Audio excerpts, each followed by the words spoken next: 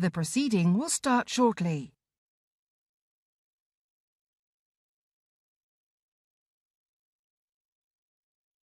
The proceeding will start shortly.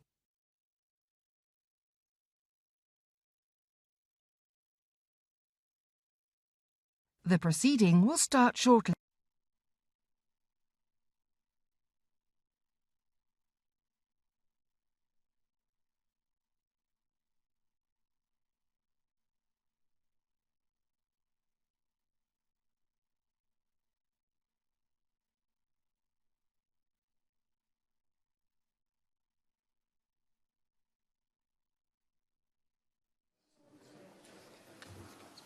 Order, order. Mike Hill to move the motion. Thank you, Sir Graham, and it's a pleasure to speak under your chairmanship. I beg to move that this House has considered e-petition number 233926 relating to knife crime. The petition, which was created by Mr John Perrins, has attracted 104,271 signatures and specifically calls for people found with a knife to get 10 years and using a knife 25 years in prison. Sir Graham, at the beginning of this speech, I would like to pay my respects to all victims of knife crimes and their grieving families.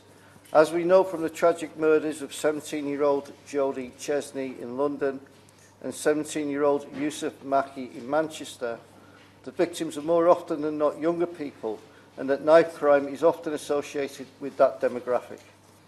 But I would also like to take the opportunity to pay my respects to the family of Kelly Franklin, who was stabbed to death aged just 29 on August the 3rd last year in Hartlepool. The government responded to the petition on the 14th of March 2019, stating in particular that conviction of a knife crime or offensive weapon offence, threatening or possession, is now more likely to result in some form of custodial sentence, and for longer than at any point in the last 10 years. They go on to say, in 2015, we introduced minimal custodial sentences for repeat knife possession and offences that involve threatening with a weapon. Adults face a minimum of 6 months imprisonment, while young people aged 16 or 17 face a minimum 4-month detention and training order since the introduction of the minimal custodial term. People caught carrying a knife or offensive weapon for a second time are now more likely than ever before to go to prison. In the year ending September 2018, 82% of offenders received a custodial sentence for repeat possession offences. These offences carry maximum terms of 4 years imprisonment. Sir Graham, the statistics on knife crime for this year alone speak volumes. We are only in March, and yet there have been 39 fatal stabbings in Britain since the beginning of this year. 3 more since last Friday, including another 17-year-old. So, give way.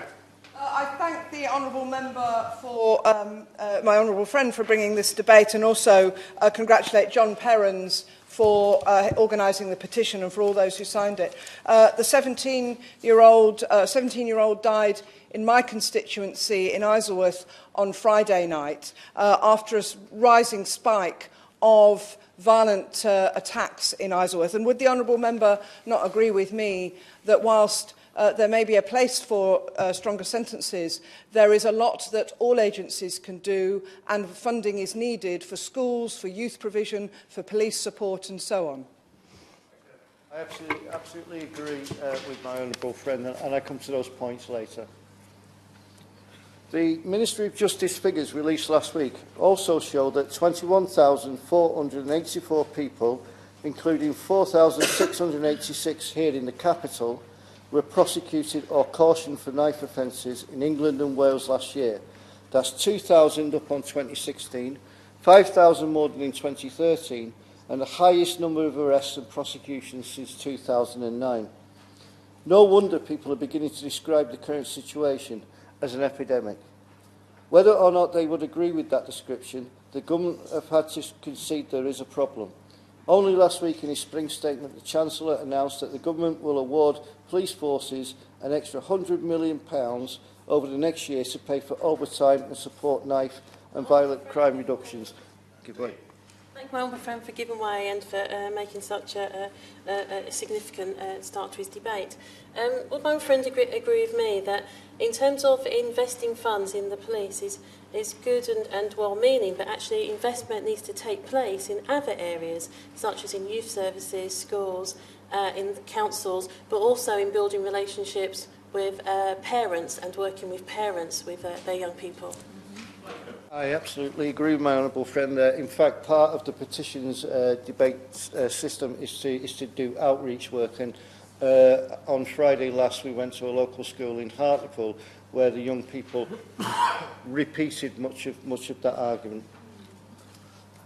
Many will agree that this is too little too late and make comparisons between £100 million and the £2.7 billion taken out of the policing system since 2010. But any money specifically targeted to tackling and preventing knife crime is welcome. For the record, I have to say that my own police force, Cleveland Police, has seen the numbers of police officers reduced by 500, which is a 37% reduction in staffing, following cuts of £25.5 million since 2010. Sir Graham, the Prime Minister may be of the opinion that there is no correlation between police cuts and knife crime, but senior figures in the policing community like Cressida Dick disagree. And when you consider that officer ranks across England have been depleted by 20,000, it's a small wonder that people are making the link. The net results of the effects of police cuts was writ large when my constituency of Hartlepool became the focus of a BBC film broadcast on the national news, where it was exposed that for a town with a population of 92,028 at the last census, there were only 10 police officers on duty on a Saturday night. Such a lack of visible police on the streets, as exposed by the film, has resulted in our communities feeling less safe and under threat. There is a real perception that crime levels will rise unless the police are better resourced. Cleveland Police last year saw an increase in knife crime cautions or convictions from the previous year and a 4% rise since 2015. The Police and Crime Commissioner, Barry Coppinger, is doing a lot of excellent work on crime prevention and intervention, but without the resources, he is swimming against the tide. Sir Graham, there truly is an argument, not only to better resource the police, but to increase the tariff on custodial sentences. Current tariffs are clearly not sufficient to act as a deterrent to criminals in the mind of the public, and the petition before us reflects that opinion. The fact that the maximum penalty of 4 years applies only to re-offenders, not even first offenders, is deeply worrying. Thank you for giving around and for speaking so well and pleasure to speak under Chair. Families in my constituency who have suffered the tragedy of losing a loved one to knife crime have said that witnesses have not come forward as a direct result of the failure or the lack of confidence in seeing lengthy convictions for those who commit the crime. So do you agree that the aims behind this petition would help address that concern and deliver longer sentences and give witnesses and a better chance of securing prosecutions overall? I absolutely agree with my honourable friend, and if anything, the petition opens up a debate around that whole subject, including prevention. It may be that the call by the petition for mandatory tariffs of 10 years for possession and 25 years for use of a knife is seen to be excessive, but there can be no doubt that in the mind of the general public that the courts need to play their part in preventing this proliferation in knife-related criminal activity. And frankly, the murders occurring on our streets day in and day out. So, right? Thank you. I congratulate the honourable gentleman for making a very good speech. I was just going to say that I completely understand the need, the kind of feeling that there is in the public, and I hear it myself many times, for longer sentencing. But in 2015, the government brought in a two strikes policy, meaning that anyone over 18 who's caught twice gets a minimum 6-month jail term. But despite those changes, knife crime has rocketed. So you've seen the number of people being put into prison for knife offences go up at exactly the same angle as the number of people who've actually committed knife offences. So it hasn't had any impact at all in terms of being a deterrent. I agree, and I thank my friend for her contributions as chair of the APPG on knife crime, and you're absolutely correct there. We need to find some real solutions, but I go back to my earlier phrase that the demographic in the increase in knife crimes tends to be under 18-year-olds, so there really does need to be a rethink about custodial and preventative measures. Just on Frank way. Yeah. Thank you. Can I congratulate him? You are making a really incredible and impactful speech. But we're talking about harsher sentences. And does he agree with me that that doesn't always act as a deterrent, the harsher sentence, and that we do need to focus on so many more of the drivers that lead our young people into a life of crime? So in many respects, for some of them, it's through sheer desperation or pressure and so many other factors. So prevention is key to this and looking at those drivers. Thank the Honourable Member for her contribution, and again I thank the young students at English Martyr School in Hartlepool, because they came out with the exact same argument. The lack of youth services, for example, poor mental health availability. Interestingly, ideas that young girls, two of which actually witnessed the display of knives in Hartlepool, were concerned about sexual assault as well as the use of weapons. So yes, you're absolutely right. We need to focus on those areas of prevention and understanding exactly where this problem has arisen. So, Sir Graham, in conclusion, in concluding my speech, I would like to pay tribute to the staff of the Petitions Committee, who've engaged in educational and outreach work around this subject, and as I've mentioned twice now, for the input of the students from the English Martyr School in Hartlepool for adding their voices and opinions to this debate. Thank you. Now, before I put the question, if I can just remind members present that they should address each other in the third person. So anybody who says you is talking to me, and I don't think that was what was intended. The question is that this House has considered e-petition 233926 relating to knife crime. Andrew Rossendale. Thank you, Sir Graham, and may I begin by commending the Honourable Member for Hartlepool for bringing this debate to Westminster Hall today. We are, I think all of us in this room are affected in some way by what seems to be an epidemic of knife crime, particularly those of us in Greater London. So I share the horror that others will express in this debate today and that the Honourable Member for Hartlepool has articulated so well. And I know that everyone here in the House this afternoon will be united in grief at the recent tragic events that we have seen, particularly the devastating murder of 17-year-old Jodie Chesney that took place in Harold Hill, which is part of the London Borough of Havering, but is under the Hornchurch and Upminster constituency, represented by my honourable friend. But it is my neighbouring constituency, and Harold Hill is actually considered by most people to be part of Romford, and so, therefore, the Honourable Member for Hornchurch and Upminster and myself are working together and united in fighting against this horrendous attack on that innocent young girl and to bring the whole community together. And that's what has happened in our area. The whole community has come together in unity in working to eradicate this awful attack on what was an innocent young girl sitting in a park on her own or with friends. She had done nothing wrong, but she was brutally murdered. And this has had a huge effect on our community.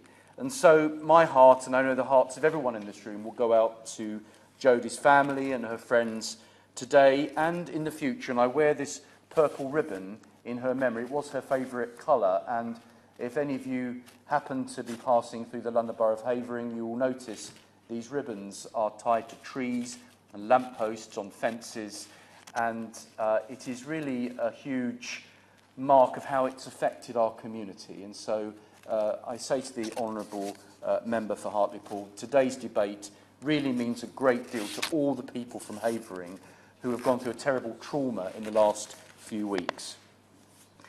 So while this debate was secured by worried citizens all over the country, it is telling, as I've described, that the biggest proportion of those signing the petition came from the three constituencies within the London Borough of Havering, my own of Romford, Hornchurch and Upminster, and Dagenham and Rainham.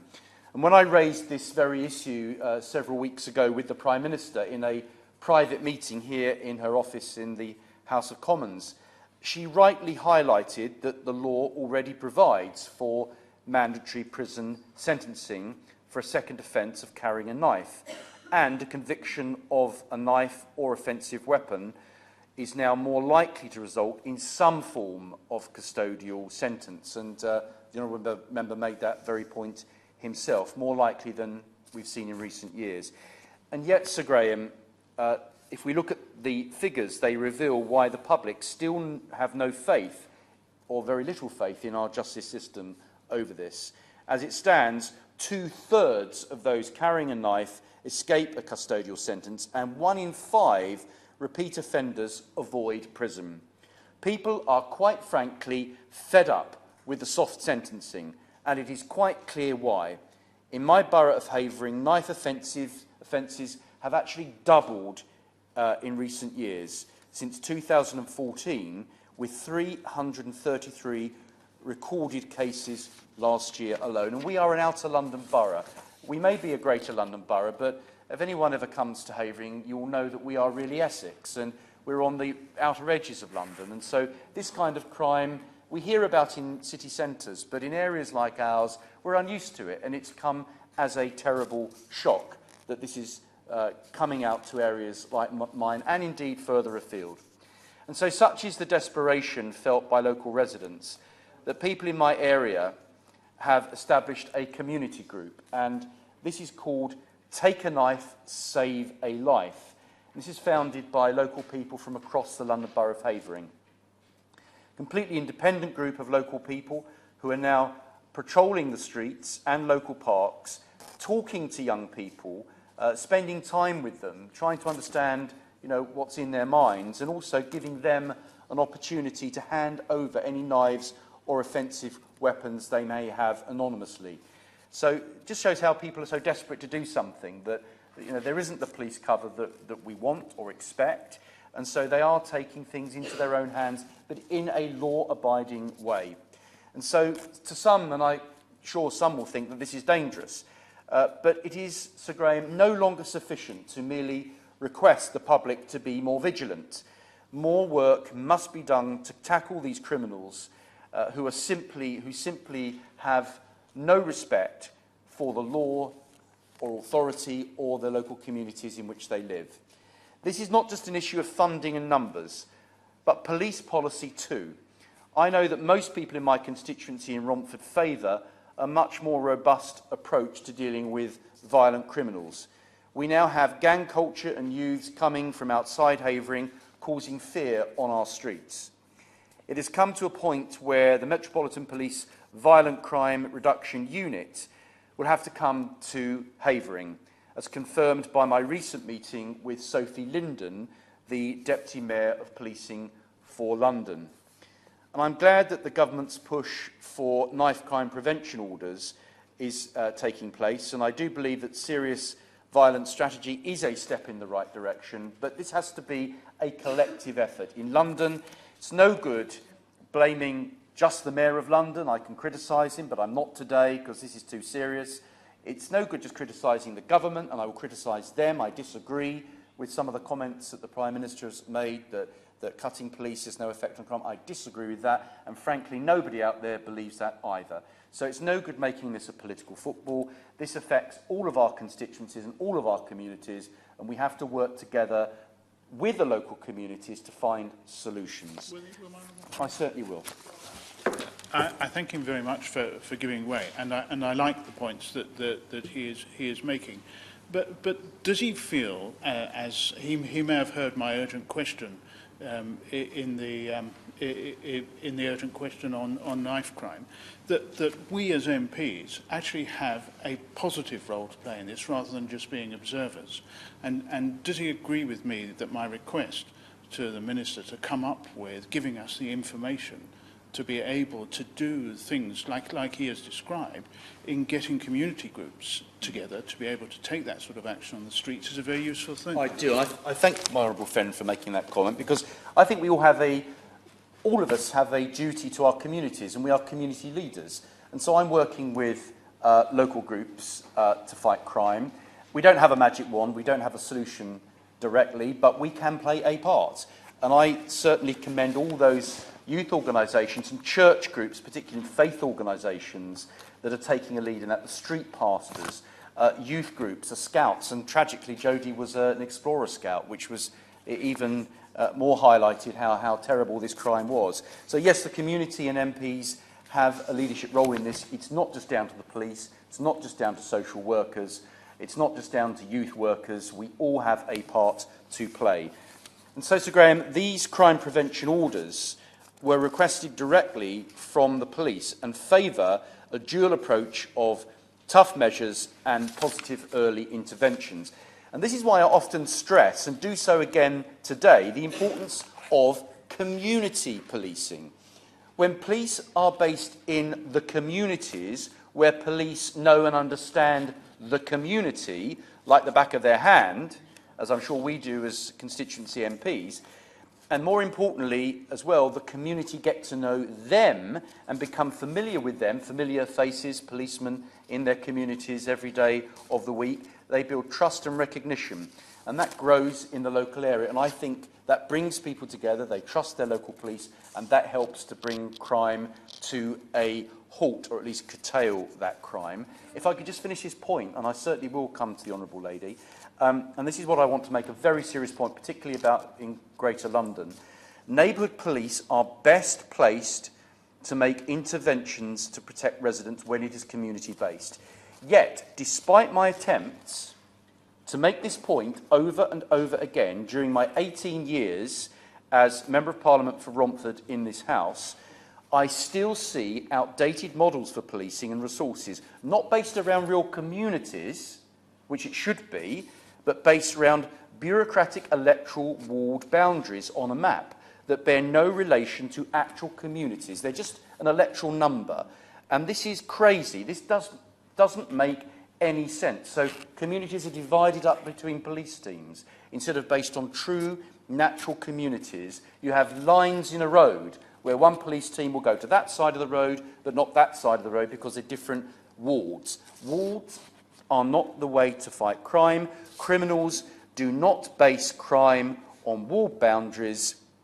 Their actions can go anywhere, and therefore the police should police communities on that basis as well. I give way to the Honourable Lady. The Honourable Member is making a valid point about the rigidity of ward boundaries, and that's why, certainly in West London, we welcome the new BCU set-up, has grouped the neighbourhood teams into town base and bringing several wards together in a more logical way under a single sergeant, and that I welcome. But would the Honourable Member not agree that I absolutely agree with his points about the importance and value of neighbourhood teams, but would he not agree that the numbers of people in them is important, and that we have lost the strength of those neighbourhood teams by roughly half in Hounslow, from 5 per ward to 3 and a bit per ward? And would you not agree that that is regrettable and due to the cuts that the government have imposed on the Metropolitan Police? Well, can I say that I do agree, and I've made it clear a moment ago, that I don't agree with what was said by the Prime Minister,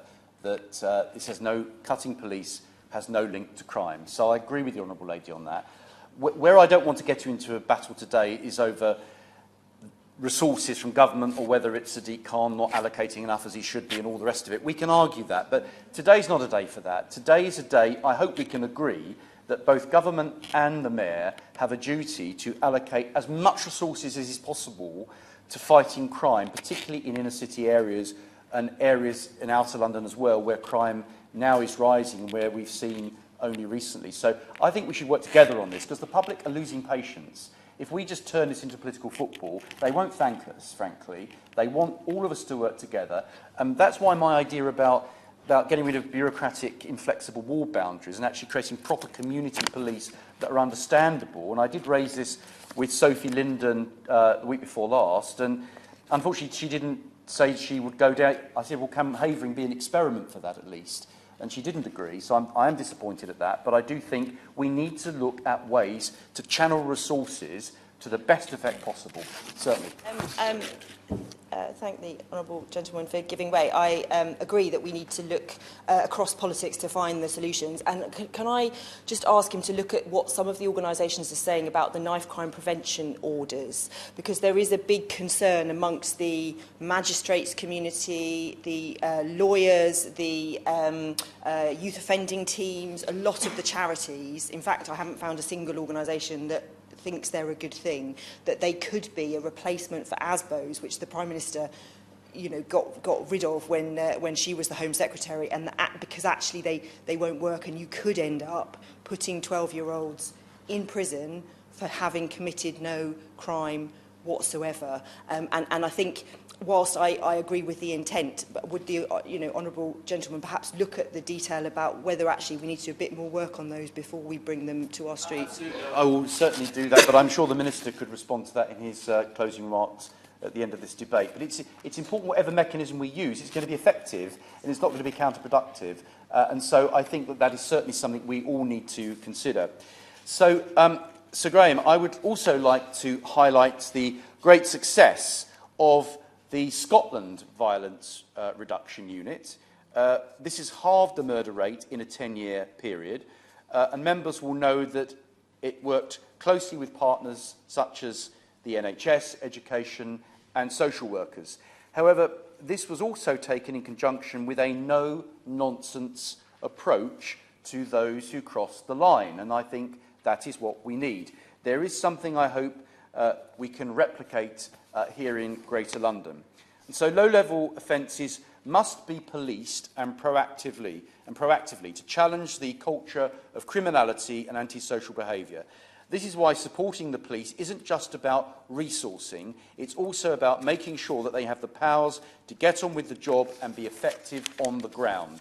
I get deeply worried, as I'm sure honourable members in this House do too, when I hear from constituents that they believe that low-level crime, such as shoplifting and burglary, no longer get taken as seriously as they should by the police.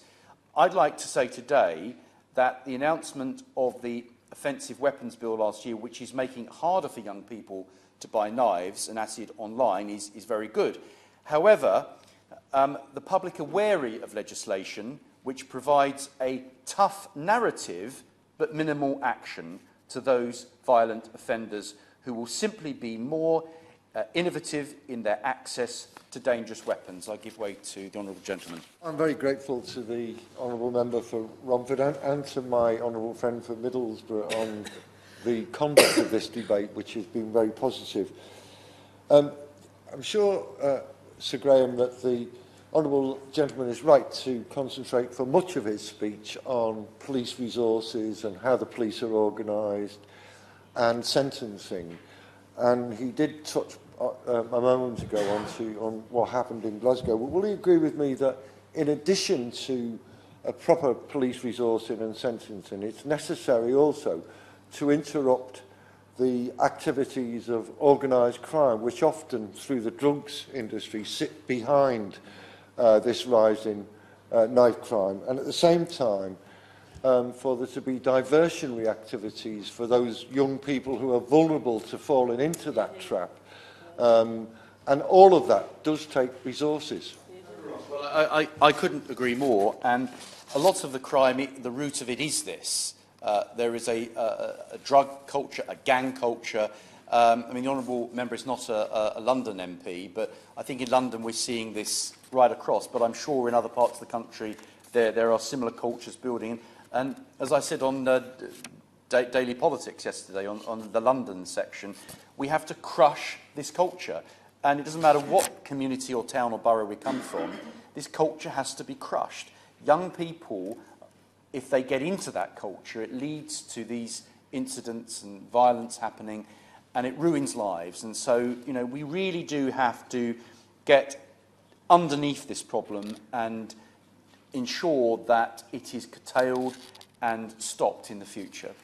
And so, while the serious violence strategy will deliver, I hope will deliver on its promise to provide more funds for such activities, I believe that we must provide law-giving powers to tackle this issue. The policies we put in place for knife crime prevention must not simply paper over the cracks. I frequently request updates from Operation Venice from my local police, which is the operation launched to tackle moped-related crime. Naturally, I sought clarification whether it was true that police were not giving chase to suspects on two-wheeled vehicles. And I received countless reports from my constituents that police were not being allowed to do their job and apprehend these hooligans. I was dumbfounded, I have to say, to the Minister, by the ensuing blame game that took place over this. The government said guidance is provided by the College of Policing, yet police on the ground simply didn't have the comfort in the protections given to them. Eventually, I would have to say, sense did prevail, and last November, a massive crackdown on moped thieves took place who were regularly threatening innocent people, alongside new confidence given to the police on using tactical contacts. The media covered the new approach widely. The result is that we have now seen moped-enabled crimes in the capital fall by 47% in the space of a few months. So a strategy like that shows that you can tackle crime where it is evolving and getting out of control. A strategy can be put in place and it can be knocked on the head. And so a similar, much more radical strategy, I think, is needed to tackle knife crime in London. Certainly. Honourable Member for Romford for giving way. Obviously, when we're talking about knife crime with young people, we're obviously talking about people that are obviously often quite vulnerable. And one of the things that the Honourable Member mentioned was getting underneath the problem. And in some cases, the problem is very much due to coercion, bullying, threats, why some young people get involved with carrying knives. Would the Honourable Member agree with that point? Oh, I do agree with that point, and I think that there needs to be a restoration of police in schools. I mean, there are still police going into schools, but nothing like what there used to be. That's been reduced, and I think that I have to say, stop and search is something that I fully support, and my constituents fully support. I don't think any law-abiding person need fear. We all get stopped and searched at the airport. Members of the public get stopped and searched when they come in here. And I think that when you're seeing knife crime in our communities, I think it's a thing, provided the police show respect and do it in a way that does not offend people. I'm sure the police are able to do this, and I think that if they do, then knives can be found and confiscated, and that will make our communities safer. So if I could, yes, certainly. Thank you for giving way. And I'm glad to hear his support for Operation Venice, which has had incredible results in my own constituency as well. And I totally support the Honourable Member's call for greater action on this issue across the board. The Prime Minister suggested last week that the issue of Brexit was blocking Parliament taking action on NHS, education and knife crime issues. Does he agree with me that that premise is not acceptable? It's not an either-or for any government. Knife crime has to be acted upon. And having met with the Prime Minister, as he's already outlined, when does he expect further action to come forward? Yeah. Well, I can't speak for the Prime Minister. I'm sure the Minister can speak for the government later. But I don't, you know, whatever's going on with Brexit, that cannot be an excuse for doing nothing over this. You know, and it doesn't necessarily require legislation. It requires strategies. It requires more resources. It requires communities working together. And I think that a lot can be done without necessarily having to pass new laws. However, in this particular instance, we are talking about increasing the penalties for carrying and using a knife, and I am totally in favour of that. And I can tell you that there isn't a single constituent in my area, and I'm sure my honourable friend, Hornshed Upminster, will have the same experience, that actually feels that the current penalties are sufficient. They want to see much tougher action, much stricter penalties, and a real deterrent so that people fear being caught and fear being apprehended and imprisoned for a long time if they carry and use a knife. And so, if I could just return to my comments. Stopping low-level disorder and petty crime does help to curtail the invitation to more serious crime, and that is why knife crime prevention orders, I hope, will help. Yet we must not turn away from difficult questions. My constituents are particularly fortunate that Havering starts from a base of historically low crime, and they want to keep it that way. As legislators, we cannot throw money at a problem and expect that will solve everything. No questions are asked and no reforms are required. That is not simply the answer. More needs to be done. We must smash the myth that carrying a knife is a normal thing to do on some estates. And we should take a long, hard look at compulsory custodial sentences for knife crimes. And I hope the Minister will address this later. Law-abiding citizens fearful of their children when they walk home from school or simply relax in a park with friends are sick of seeing soft sentences for knife crime offenders. And I therefore call on Her Majesty's Government to urgently consider a minimum custodial sentence for knife and offensive weapon offences.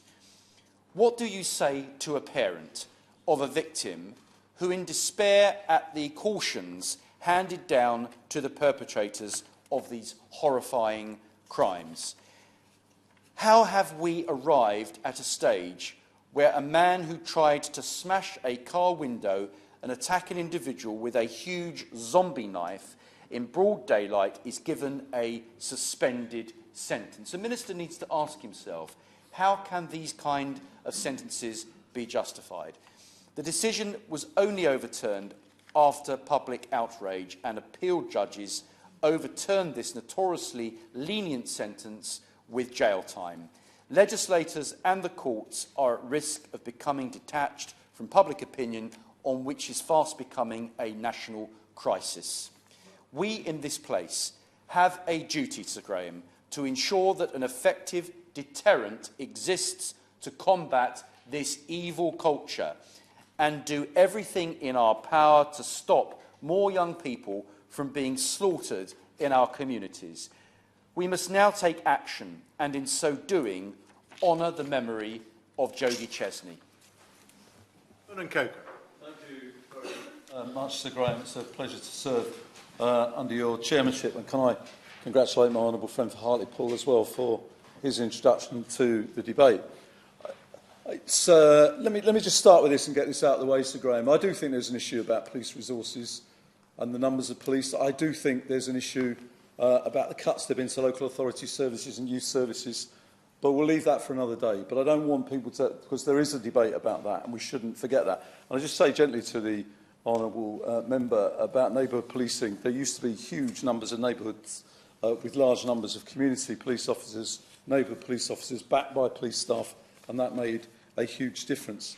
But in order to try to take this forward, Sir Graham, as to where we are, I just say to the Minister, as I've said countless times over the last few months, as honourable members, my honourable friends and other honourable members will have heard me, this is a national crisis. I mean, it's a national emergency.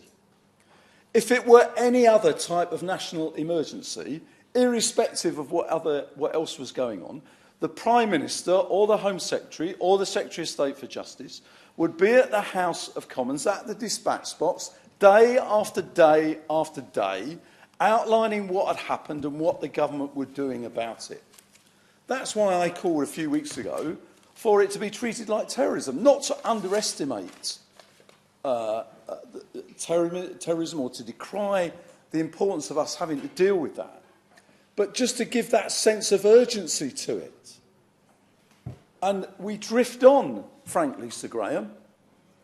The Prime Minister, I think my honourable friend made this, was alluding to this point, the Prime Minister, nearly 3 weeks ago, promised a knife crime summit. 3 weeks ago, nearly, at the dispatch box. We are now told that will take place next week, sometime next week. I say to every honourable member that in the face of a national emergency, a month, as it will be, is simply and utterly unacceptable and will be bewildering to the people of this country. Virtually, certainly 2 or 3 times a week, 3 or 4 times a week, across the country, not just in London, people are killed, horrifically. And we have to do something about it. And we have to speak up and speak out more about it. It absolutely is astonishing that the House of Commons chamber does not reverberate with the roar of MPs demanding action from the government. The government will say, we're doing this and we're doing that. But what the public doesn't see, and I don't feel, and I think the honourable member was saying that, and certainly my honourable friend was, where's the urgency? Where's the passion? Where's the anger? Where's the desire to get hold of this? I've said as well, and people say it's ridiculous, but I see the former Prime Minister Tony Blair actually said it this morning, Cobra should meet about this. Why should it meet? Because what is lacking, irrespective of the amount of resources, is that coordination across government. And I'll say something about sentencing in a minute to illustrate what I mean. But of course it's not just about police numbers. Of course not. That's ridiculous. But I tell you what, a long-term public health plan won't stop somebody being stabbed tonight. The thing that will stop that is police resources and increased police presence on the ground. That isn't the answer overall, of course not. But in the short term, that's where you have to go. So the increase the Chancellor announced will help. Let me also say this to this committee and to this Parliament.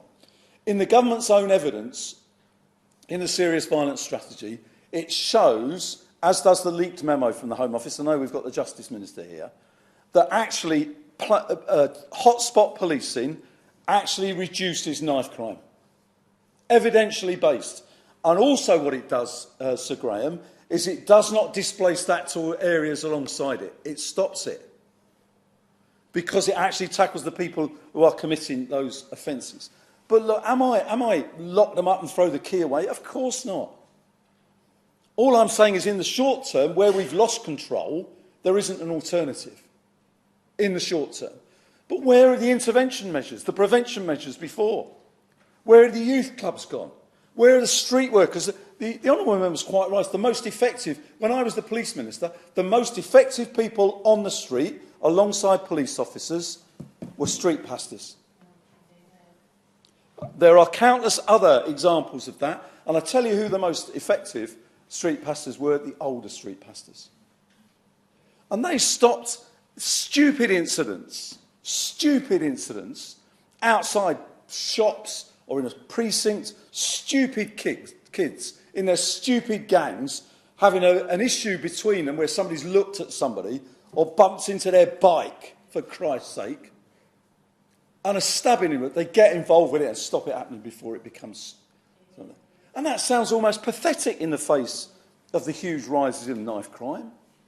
But actually that worked and made a difference.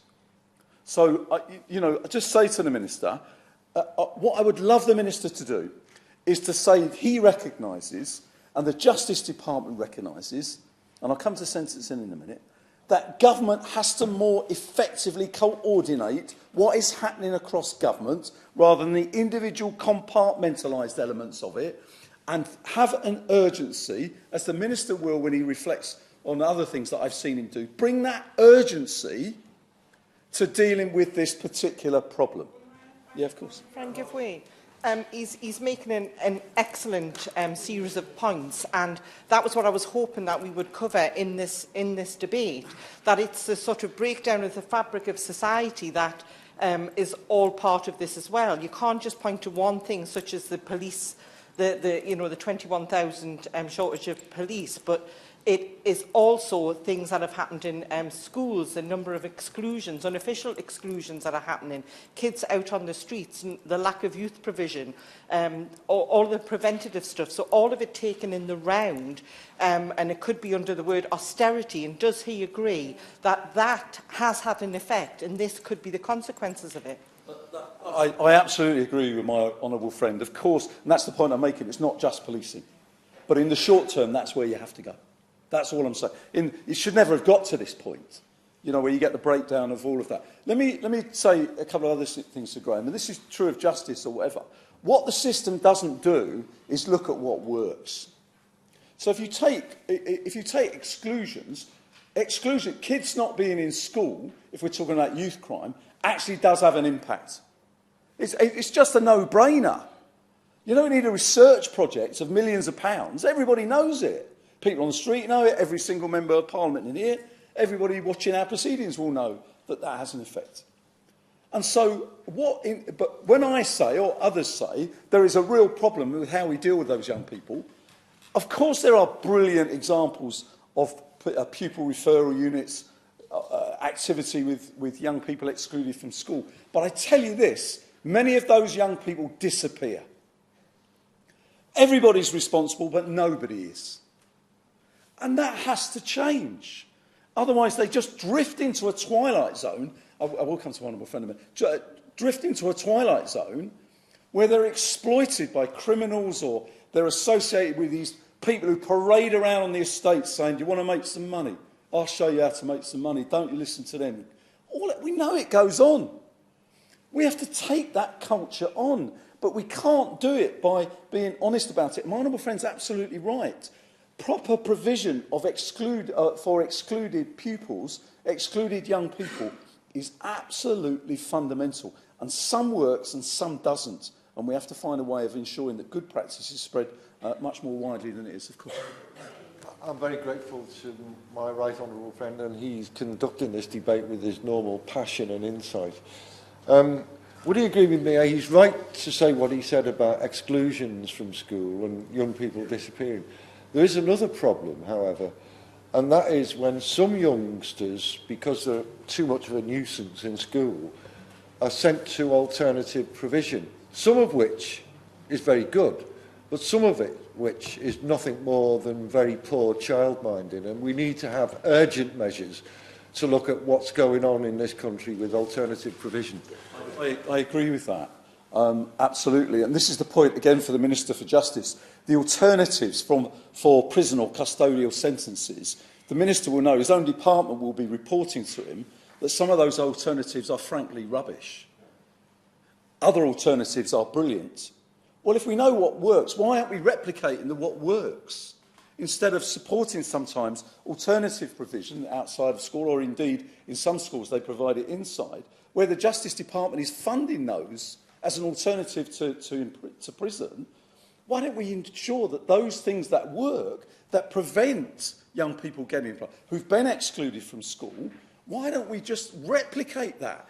And that requires, and frankly, I know this is not a fashionable thing to say, Sir Graham, in a time of localism. Let me say this. I think that localism is absolutely right. But you know, sometimes the government has to pick it up and drive it. The government has to pick it up and drive it. And I say, in this example, this would be one of the areas where I think the government should drive it forward. Let me say this, and again, the honourable member and my honourable friend made the point, and I'm sure others will make the point as well. The Minister has got a really tough job here. And let me say this. Why?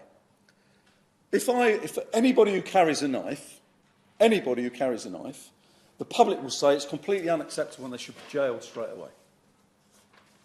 They will also say that, I'm not talking about the use of a knife, I'm talking about, the public will say, even if it's once, you shouldn't have a second chance when it comes to something as serious as this. Any government, including when we were in power, any government always puts on, and this is the bit of the mandatory sentencing that nobody reads. Every bit of legislation has a bit that says, of course, the court has a discretion to look at the particular circumstances. I say this to the Minister. Having been somebody who is appalled by repeat cautioning, is appalled by the fact that the courts seem, in many instances, to fail to act where there is persistent offending, even I can see, if you've got one idiotic lad who's 12 years old, that somebody stuffed the knife in their pocket, but he can't prove it was stuffed in his pocket by somebody else, you do have to sort of let the court try and find out whether he deliberately done that or whether somebody had put the knife on him or threatened he'd beat him up unless he put the knife on him. So I do, I do think we all have to be careful about saying in every single circumstance, in every single case, the first time a pathetic girl or boy, it's because that's what they are, carries a knife, that in every single one of those circumstances they should be jailed forever and the key thrown away. And I accept that. But I tell you what I don't accept.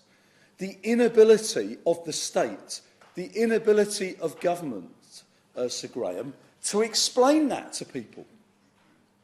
You know, to actually say, and everybody does it, everybody says, we're going to be tough, we're going to have mandatory sentencing, we're going to lock all of them up. And then, of course, that doesn't happen, because quite rightly in a democracy, we have the legal system and the independence of the judiciary. And the judiciary, including any of us if we were magistrates, would look at the circumstances of an individual case and say, do you know what, in this particular instance, I don't want to send them to where my honourable friend Finosley was saying, I don't want to send them to somewhere like that. I think they deserve a chance. There are not many people in our Parliament who would not allow their courts that discretion. But what is wrong, and I just say this to the Minister, and this again is where the government should be shouting this, explain it, tell people. Don't hide behind the harshness of the rhetoric. Actually do what I've just done.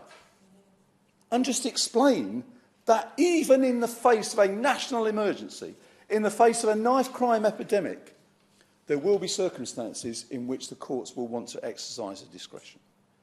And, you know, the Minister's no doubt got that in his speech, in his notes, for the conclusion. But we should... But let me say, I have no idea, and this is where there is a problem. I'd like the Minister to comment on this. I'll finish in a moment, Mr. Sir Graham. What I'd like the Minister to do, in the legislation, it talks about mandatory sentence except in exceptional circumstances. What does that mean? I know, but the guidelines that the Minister is brandishing for us, Sir Graham, is not interpreted across the judicial system in a fair and concise and a way which is consistent between different... And it drives people mad, drives me mad. And that's what undermines the system. So let me finish with this. Alongside all of this that I've been discussing, sentencing by the courts is crucial.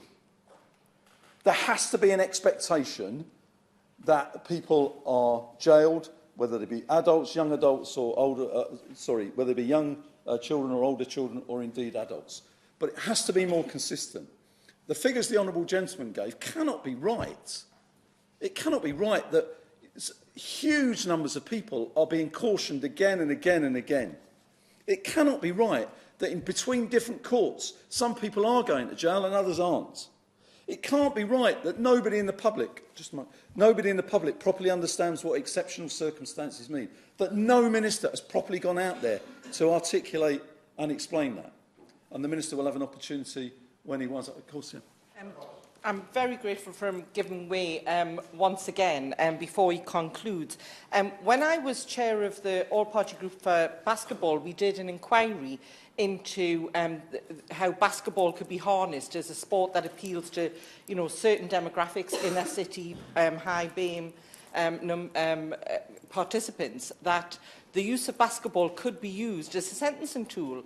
And this might seem like a crazy idea, but actually there was evidence given by police and crime commissioners in Leicester and also in one of the London boroughs, I think it was the London borough of Newham, that were using something such as basketball to sort of sentence some of these young people who were at risk of perhaps being the ones to get into knife crime, to sort of find alternative provision. And basketball was one of the ones that was deemed would work. so much so that in the London Borough of Newham, there is an initiative called Carry a Ball, Not a Blade project. Does he think that more initiatives like this should be looked at by way of prevention in sentencing? I absolutely do think more initiatives like that should be introduced. Let me finish with a personal account, Sir Graham. Before, I've been an MP for just over 20 years now, 22 years nearly. I taught for 20 years before that, mainly in inner-city schools in Nottingham. And they had the challenges that anybody here could recount. And much of the time, when I started teaching, you could choose where you went. It was you could say, I would like to. And I always said I wanted to teach in an inner-city school. Some people stereotype me, maybe for good reason or not, but it sort of helped in Nottingham talking in the way I do, and it helped. But the point was, and this is something for the government, I think, when we went there to raise standards, and without being arrogant, we did in all of the schools that I worked at, we raised standards. There were certain things that we did. There was, and amongst it was a certainty that if you broke the rules, there was a consequence. Not throwing away the key or doing everything or whatever. But people knew there was a consequence. And the alternative provision that my honourable friend had, there was a lot of that. I was the harshest disciplinarian in the school. I wasn't going to have people coming, not in uniform, I wasn't going to have people coming. And people laugh about it, Sir Graham, but the truth of it is, out on our streets, the police need to ensure that that certainty is there. Yeah, completely right. But alongside that needs to be the sort of provision my honourable friend has talked about, an opportunity for young people to get work and to have social mobility and to prosper. That is what will stop this knife crime, but also what will stop it. And I say again to the Minister in conclusion, this is a national crisis, a national emergency, and the government simply has to treat it as such by coordinating and driving this change forward rather than just a compartmentalised series of well-intentioned announcements but don't have the passion, drive and enthusiasm that they need to effect real change out in the country. Julia Lopez. Very much so, Graham. It's a real pleasure to serve under your chairmanship, and I'm grateful for the opportunity to speak in what is a vital debate brought by the Honourable Member for Hartlepool, and which is derived from public outrage and a sense of utter despair over what's happening to young people on our streets, and an intense worry that is felt by parents. I entirely echo the passionate view of the Honourable Member for Gedling that this is nothing short of a national emergency. Now, it's perhaps no surprise that my constituency topped the signature count for this petition debate, with the other two Havering constituencies not far behind. 3 weeks ago, we witnessed in Hornchurch and Upminster the brutal and utterly senseless murder of 17-year-old Jodie Chesney in a Harold Hill Park. And we've heard this afternoon from my honourable friend from Romford about just how badly this has affected the community. The community response to Jodie's murder has been profound, with marches and memorials, purple ribbons tied to trees, railings and lampposts in tribute to her, and a community vigil in Harold Hill. There has been practical action too, whether through support for a stronger Harold Hill Street Watch team or new initiatives like the Take a Knife, Save a Life campaign, which seeks to collect weapons from the streets. Now, Havering remains, as we've heard, a comparatively low-crime borough, which partly explains the shock and utter outrage over Jodie's murder. This kind of incident, however, feeds into concerns that the kind of crime we may once have associated with inner boroughs is seeping into the capital's further reaches. And I know we all felt hugely disheartened and worried that only last week we saw a young man being chased down the road and stabbed in the Harold Hill area also. If young people begin to feel unsafe, the temptation only increases for them to carry a weapon too, so it's important not to let such perceptions escalate. And on Friday, I met Rachel Grimwood, who works on alternative provisions in schools, and she was showing me photographs of the kinds of weapons that children are bringing into local schools, many of them concealed as pens, as hairbrushes and so on. And this is creating such a fear amongst the local school community. And she also talked to me about how young people are being coerced into crime, which feeds into this whole idea about whether it's right immediately to issue a sentence when a lot of these young people are finding themselves in these very frightening situations where they are being threatened with violence themselves if they don't also engage in criminal activity.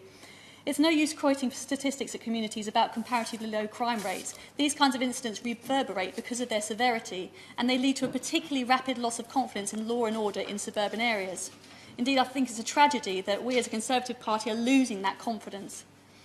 I've been an MP not much longer than 18 months, but have now met 2 parents who have lost a child to knife violence. Jamil Saki from Hornchurch was murdered in January 2018 by a fatal stab wound to his heart after accompanying a friend to recover money lost from a scam. He was a beautiful young man, an engineering graduate from a good family with so much promise and so much life unlived. Jamil did not lose his life in our borough, but in Welwyn Garden City, and his case highlights the issue of the support levels available to families who are not connected into the community and systems of the area in which their child's murder took place. But today's debate is fundamentally one about sentencing for carrying knives, however, and new sentencing guidelines brought in over the summer are already expected to lead to more people going to jail for carrying knives, even though average sentences for such crime have already been going up. While there's a mandatory minimum sentence of 6 months imprisonment for an adult or 4 months for a young person if someone is convicted of a second bladed article offence, if an offender is convicted of threatening with a bladed article, there is a prison sentence straight away, even if it's a first offence. That jail sentence can go up to a maximum of 4 years. We're bringing in new knife crime prevention orders, as we've heard, which are meant to give police more tools in the fight, such as curfews, geographical restrictions and mandatory knife crime courses. But I accept what others have said today about the need for caution as these are rolled out to ensure they are a new solution rather than a new problem.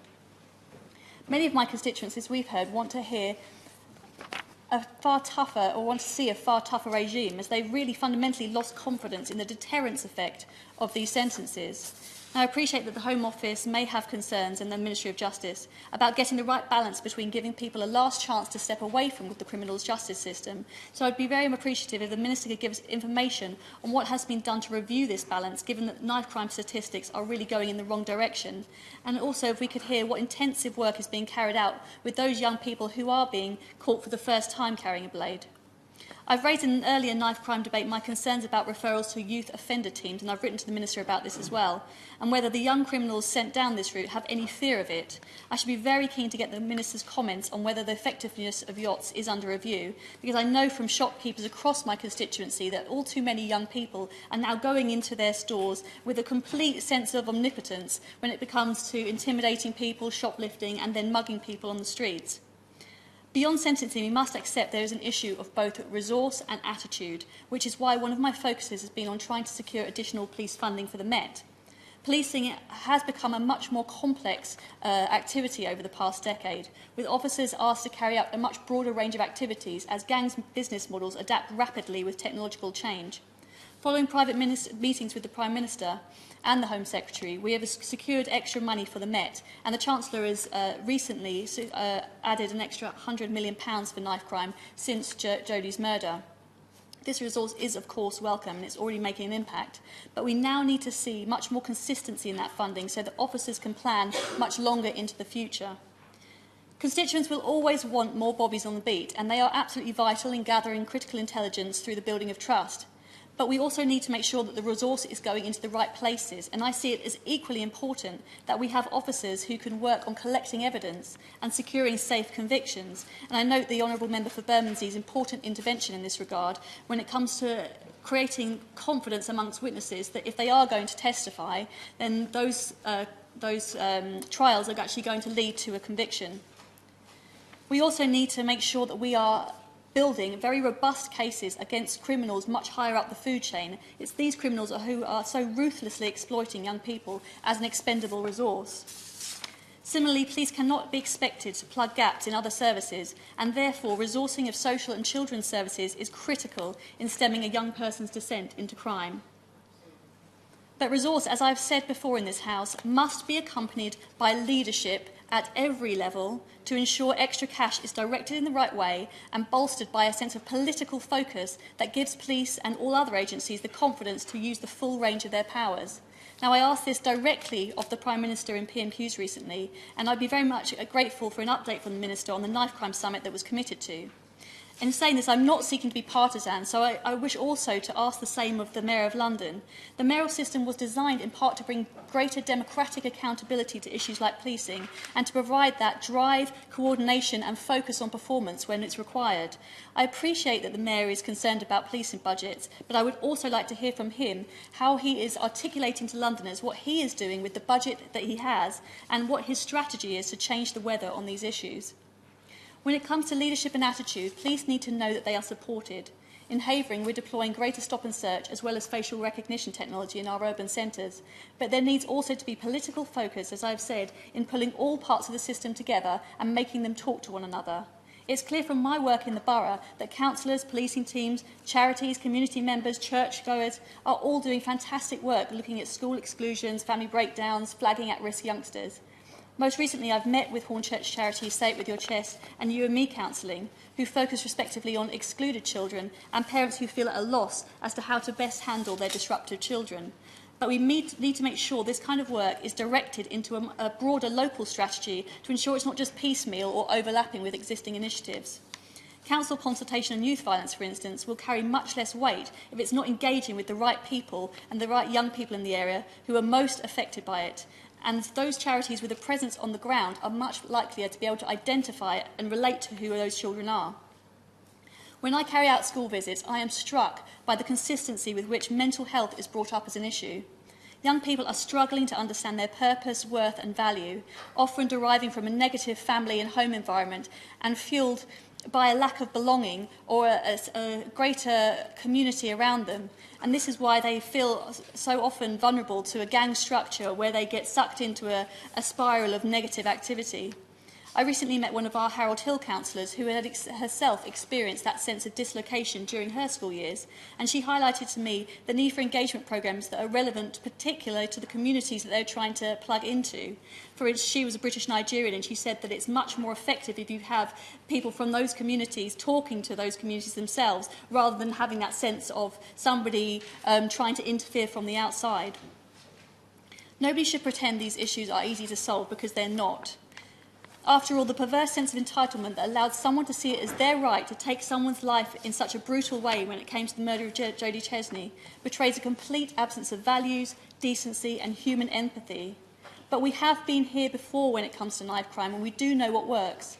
Criminals need to know that our attempts to understand their path to violence will be complemented with a hard-nosed intolerance of the mindless destruction they mete out. One of the reasons my constituents support tougher knife sentencing is that people believe it is time we showed that communities are back within our control, and a key part of that will be taking criminals off the streets.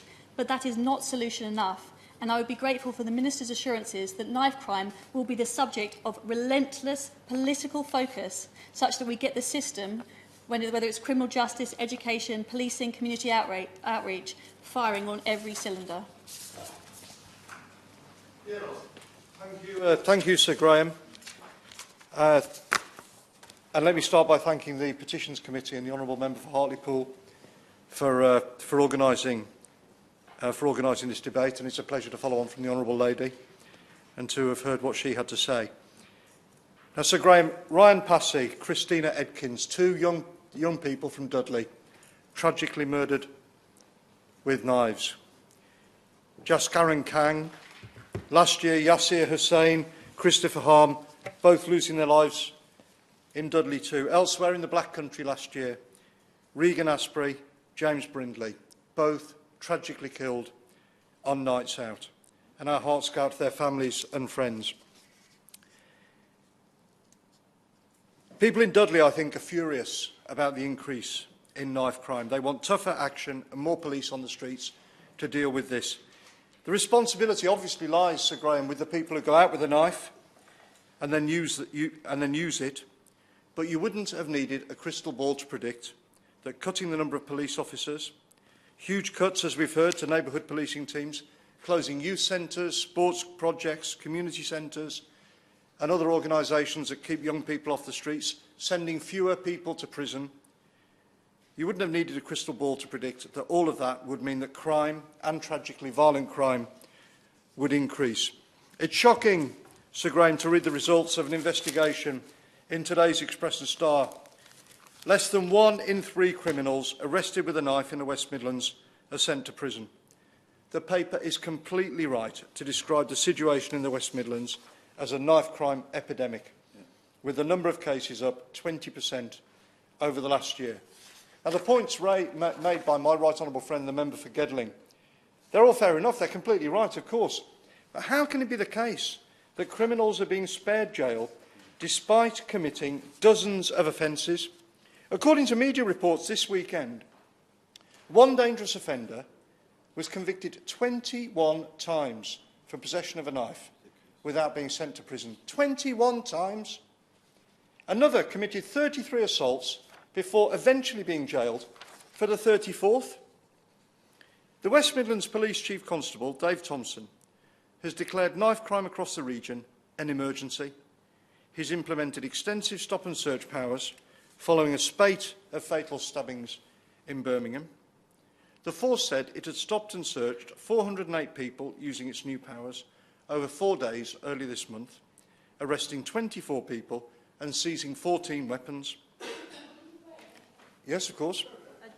Thank my honourable friend for giving way. And he's highlighting the situation in the West Midlands. Would you agree with me that the proportion of people who are being sent to prison for knife offences has actually doubled in recent years, and we lock more people up in this country than any other European country, and there are currently around 400 children on life sentences or sentences over 14 years in this country, and the rest of the EU combined, there are just 2 children serving life sentences. So although I understand his point and his frustration, I absolutely do, I think at a national level we need to accept that we put a lot of people in prison already, and you know, we need to consider very carefully increasing that number even more. Look, I commend my honourable friend for the work she does with the all-party group on this, and I sort of understand the point she makes, but in the end, I think if someone has committed 21 offences, been caught 21 times with a knife, or been convicted of 33 assaults, I think somebody like that should be in prison. I mean, I do. And I think, frankly, I mean, I'll come on to this, I'll talk more about it in a minute, but I think there should be strong sentences for this sort of thing, and there should be tough deterrence. And of course, I'll talk about this as well, you know, we've got to have all the other things that she's talked about with the all-party group going on in society as well to prevent people being sucked into crime. But when people do use knives and do behave violently, then I think there should be tough sentences for that. And I think society does need to send out a strong message that it is completely unacceptable. And whilst numbers of people being imprisoned might have gone up recently, they certainly fell in the few years before that under this government. I think it's fair to say. According to Ministry of Justice figures, 1,182 people were cautioned or convicted by West Midlands Police in 2018 for possession of a knife or offensive weapon, but just 347, 29%, went to prison. And that represents a 7% drop on the previous year, and it's under the national average as well. In 326 cases across the region, knife criminals were handed a community order, 256 offenders were given a suspended sentence, and a further 99 were fined or discharged from court without a sentence. One in 4 of the criminals cautioned or convicted were children. What a tragedy it is that children are going out with knives. Thank you, the Honourable Member, very much for giving way. Just on the record, on the question of the number of people in prison, we've gone from approximately 40,000 people in prison in 1995 towards a situation where we now have 82,000 people in prison. The British population during that period has grown by about 15%. The number of people in prison has almost doubled. We have one of the highest incarceration rates in the world. So we have to be a bit cautious with this idea that somehow we're soft on justice in this country. Well, I'm sure that, I'm sure the Minister is going to quote all sorts of figures as to why the knife crime epidemic, isn't the government's fault and isn't the result of not sending enough people to prison and isn't because they've not kept the promises that they made before they were elected 8 or 9 years ago. And I'll come on to this in a moment.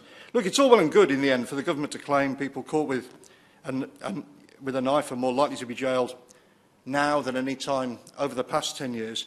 But that's because the numbers being jailed, as I said a moment ago, fell after they came to power almost 10 years ago, despite all the promises that were made so loudly and so frequently in opposition. And that was very clear. We were promised that anyone caught carrying a knife would go to jail. In 2008, the then leader of the Conservative Party gave an interview to The Sun which reported on it saying, "Anyone caught carrying a knife will be jailed under a Tory government. David Cameron vows today." The Conservative leader declares automatic jail terms for carrying a dangerous knife is the only way of smashing the current the current epidemic gripping broken Britain. He repeated this pledge to relatives of high-profile victims, such as the father of Damilola Taylor and the former EastEnders star Brooke Kinsella, whose brother had been tragically murdered. Yet the Police and Crime Commissioner for the West Midlands says the courts are still failing to hand out sentences that reflect public demands for justice after criminals have been arrested and charged. Just on this, by the way, I'd like to ask the Minister if he would... Ryan Passy, the young man I mentioned earlier, who was killed tragically on a night out in Stourbridge, nobody has, despite a lengthy police investigation and a court case, nobody was actually convicted for that. And it's a source of huge public concern in Dudley and the Black Country, and a big campaign by his family and friends. And it's an issue that I've been working on along with the Honourable Member for Stourbridge. So I'd like to ask the Minister perhaps if he'll consider meeting me and her and people campaigning about that particular case, so he can perhaps examine that in detail. Now, of course, on this issue, we need, schools, youth services, police support, more opportunities for young people. Of course, we need all of those things, as my right honourable friend for Gedling said a moment ago. But what people in Dudley also want to see are more police on the streets and tougher sentences with proper punishments to prevent people from going out with a knife in the first place. John Howe. Thank you, Sir Graham. It's a great pleasure to serve under your chairmanship. And I would like to start by thanking the Honourable Member for Hartlepool for introducing this debate. Let me begin where I was going to end, and that is reinforcing with the Minister the fact that here, in a cross-party atmosphere, we are taking this issue very seriously. There is a huge amount of commitment to it, and the strength of feeling for dealing with this is absolutely enormous. And I think if the Minister listens to all of the contributions that are being made, he will get that as the feeling that is being made in this chamber. I was going to start by looking at the situation in my own constituency. But the situation is, it depends how you look at it, is either not very good or actually too good to be able to do that. I looked through the neighbourhood plan, the neighbourhood policing reports recently, one for the Henley area and one for an area that covers a whole number of areas around Tame. And in the Henley area, there was no example of knife crime in the neighbourhood reports. In the Tame area, there were 2 areas of knife crime. So you may think that I have no great ability to be able to stand up here and to talk about this issue. But my constituency is in the middle of the Thames Valley police area. And the Thames Valley police area is a very, very wide area. It includes Oxford, it includes Abingdon, it includes Reading, and it includes Slough. And the Minister will be aware that in Oxford we had an example of a knife attack only recently, and that has really been brought home to the people, not just in Oxford, but all of those who live around it. Now, the figures show that the number of knife attacks in the Thames Valley was in just marginally short of 1,300. That's in 2017-18. And that is the highest figure that there has been since 2010. So that's just about 50% increase for the number of knife crimes that were committed in 2012-13. And that number keeps coming up amongst the areas that we're looking at. The Thames Valley police area is the largest area of knife crime in the whole of the southeast. It far outstrips counties like Kent, like Sussex and like Surrey, and it stands out in marked contrast to the calm and peaceful nature of that area when you look at it as a whole. And if you look at what the knife crime has been involved in, it's been involved in 7 murders, 40 rapes, 10 sexual attacks, and 86 threats to kill. This is not a gang warfare. This is a much greater crime that involves us all. Now, I agree with my right honourable friend from Gedling that this is not a simple task to overcome this, because in the Thames Valley area, recruitment is actually up, and there is a tremendous amount of work that is being done to look at the intakes. And I agree with my honourable friend that numbers will always make a difference. They will always make a difference to this. But we're asking the question, do they make the difference? And I think I agree with the Right Honourable Member for Gedling that they don't make the difference, because you need to take into account a whole number of other things. And what the police want, above all, to tackle this, is the certainty that the increase in numbers that they are seeing at the moment and being able to tackle the recruitment will continue for the future. They don't know that at the moment, and they do need certainty over that. But an equally big role that they play, and I think it has been mentioned already by a member in this debate, is in partnership with a number of other organisations. And though the agencies and the organisations that they're in partnership include the NHS, they include a whole lot of other organisations, but the one that I have the most sympathy for is the relationship that the police have set up with schools. Here they have a chance of breaking the link of knife crime to drugs, and as the Deputy Police Crime Commissioner said, once a young person has a knife, it's almost too late. It's almost too late. And this is a way of breaking that link. Now, we've also heard quite a lot about stop and search, and that has increased completely in the area by something like just over 50%. But I have a mixed feeling about stop and search. I participated in a group that included police and crime commissioners, that included members of the police, that included other politicians.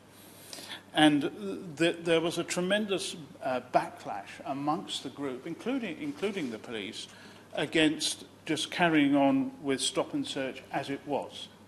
They really didn't see that that was creating a favourable climate in which to tackle this issue, because of all of the things that were associated with the history of stop and search.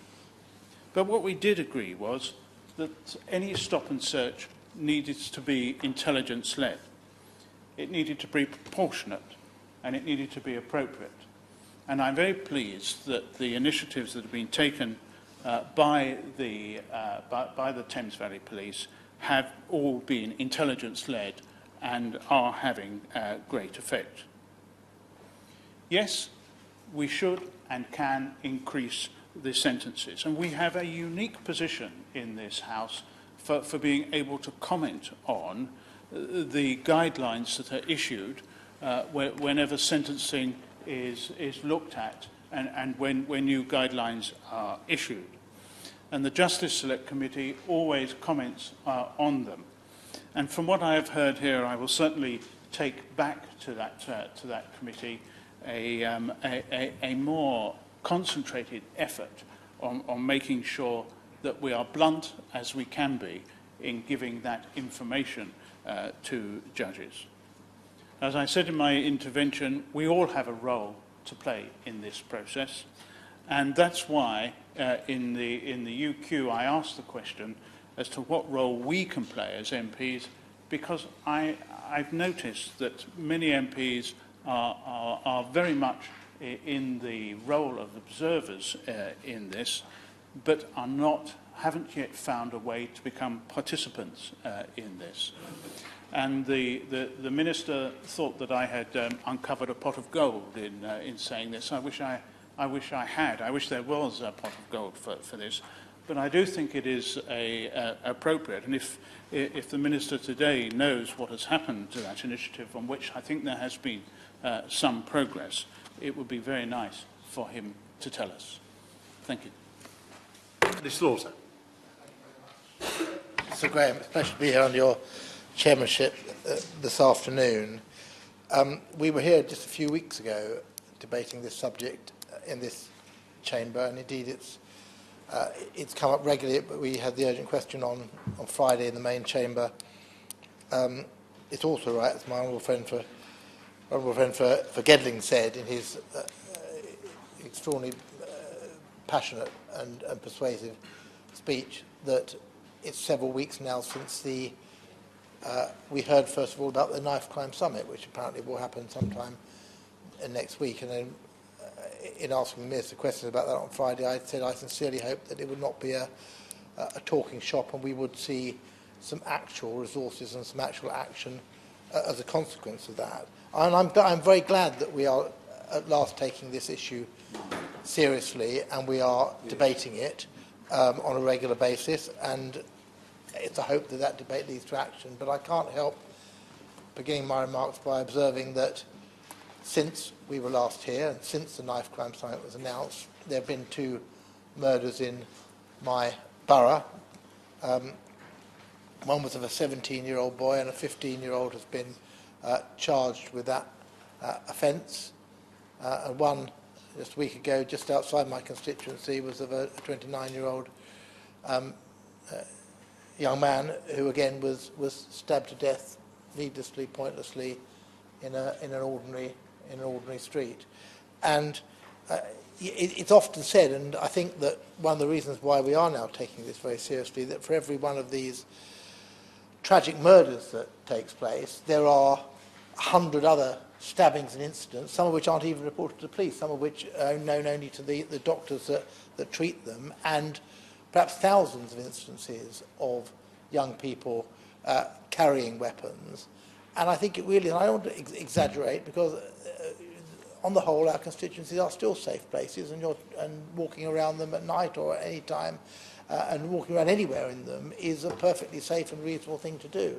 But there is a change, there is a cultural change, and there is a change in the way that communities feel about knife crime now, that it isn't just 1 or 2 people or gangs or known criminals in that way. It's something which is inculcating the whole atmosphere where we live. And that's why I don't think it is an exaggeration to say that it's a national emergency or that it's not a matter for COBRA. I think this is something that we have to take extremely seriously. One of the young people who died, Ayub Hassan, as I say, 17 years old, he was born and lived in my constituency, and he was killed in my constituency. He was, as his mother told me, he was her best friend.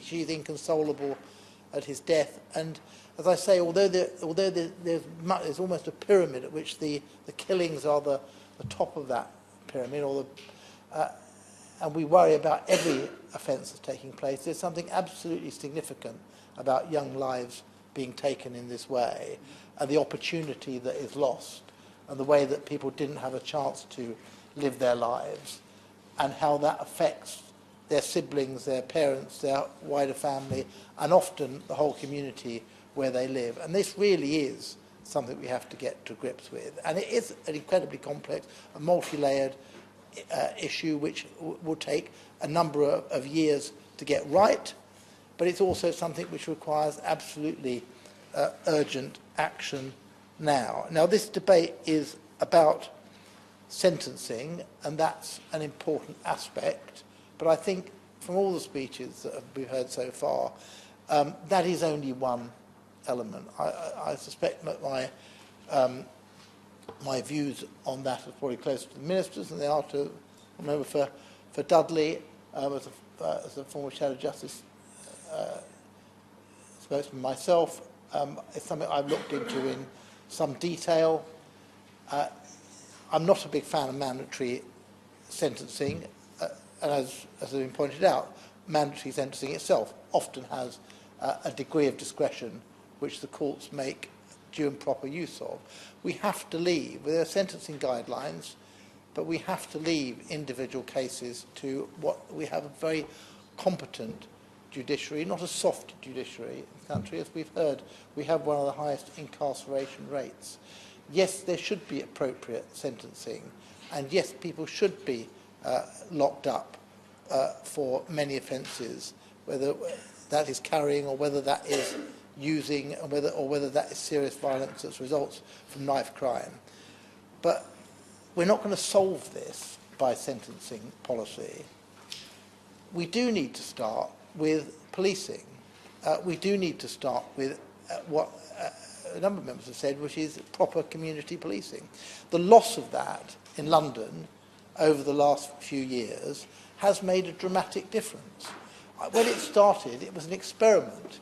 We were told it was about reassurance. It was about, there were times of greater plenty as far as the public funds went, and it was felt that we could afford to put, in addition to all the things that were supposed to work, the response policing, detection and things of that kind, that we could have the luxury, if you like, of putting police back on the streets, bobbies on the beat, community officers, and that would be something which the police would have told you, well, it's not going to, we're not going to catch people doing crimes, we're not going to solve crimes in that way, but it's important that as a sort of community role we can do that.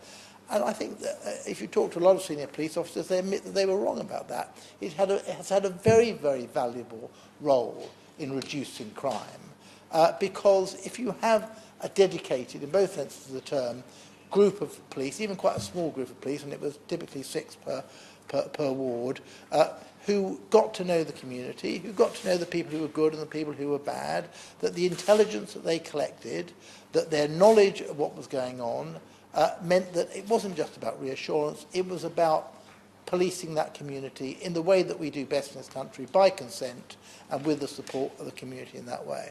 But it is resource intensive.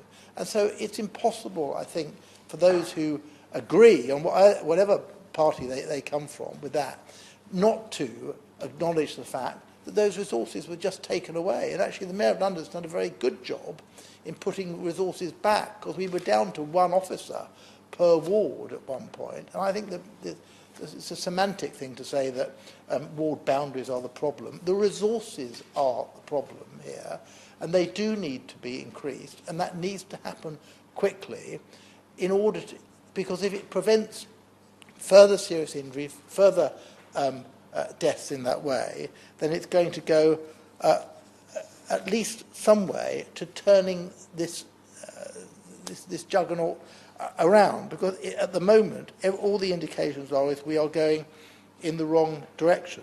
Now I do believe, and I'll make a pact with members opposite, that if they will concede that there is a resource issue here and that resources have been cut back too far, local authorities have lost 50% of their funding, and that means that often things which are discretionary, like youth centres and youth funding, have been cut by even more than 50%. And most of the youth clubs have closed over time in my constituency, and the resources that are available in that way. And when they were being closed, it was quite fashionable for some politicians to say, well, you know, how on earth does youth work, or how on earth does diversionary activity decide whether people are going to go out with a piece of metal and stab someone or not? Well, I mean, those comparisons are crass, quite frankly, because to put the opposite argument, if you make young people, if you give them something useful to do, if you make them feel worthwhile about themselves, if you show that you're investing in them and their neighbourhoods and their communities, they have a different outlook on life. Life doesn't become hopeless. It doesn't just become a way of wasting and spending time and getting into trouble in that way. So I say, if I'll make a pact that if members on all sides will admit that we have to reverse this absolute drain on resources in our local communities. I won't make a party political issue of it, and I concede that I think everybody is of goodwill on this matter. Whatever their views on particular aspects on sentencing or penal policy or where the investment should go, I do believe that there is a will across political parties in response to some of the horrific things that we've seen, that we must get this right. But having that as an intention is a very good start. It's not where we actually need to go. The second thing we need to do is we need to engage some of the expertise, some of the knowledge that is out there. Now, part of that is in our policing and our judiciary and amongst our medics and amongst those who are experts in the field. But part of it is in the community. Now, I spent half an hour at surgery this morning with a mother of a young boy in my constituency who hadn't actually come to ask me to do anything. In fact, it was really the surgery was almost the other way around. I learnt far more from her than she did from me in that discussion. We spent half an hour talking about exactly this problem and what happens. And she said, in relation to her son, that he had a very late diagnosis of special needs, so all the trouble he was having during primary school was just put down to bad behaviour rather than any diagnosis in that way. He ended up being excluded from secondary school at an early stage. He therefore went into alternative provision, which she said was dreadful and dire. But it wasn't just the actual fact that he wasn't being properly educated and his needs weren't being identified and action being taken in that way. It's the fact that he'd suddenly been, before he was a teenager even, he'd been cast out. He was now excluded. He was now no longer part of acceptable society. But the second thing that happened is, of course, he was put with all the other naughty boys.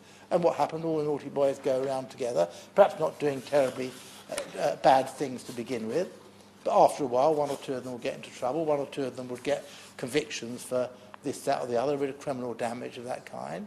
Her son, has now got a conviction for carrying a knife in that way.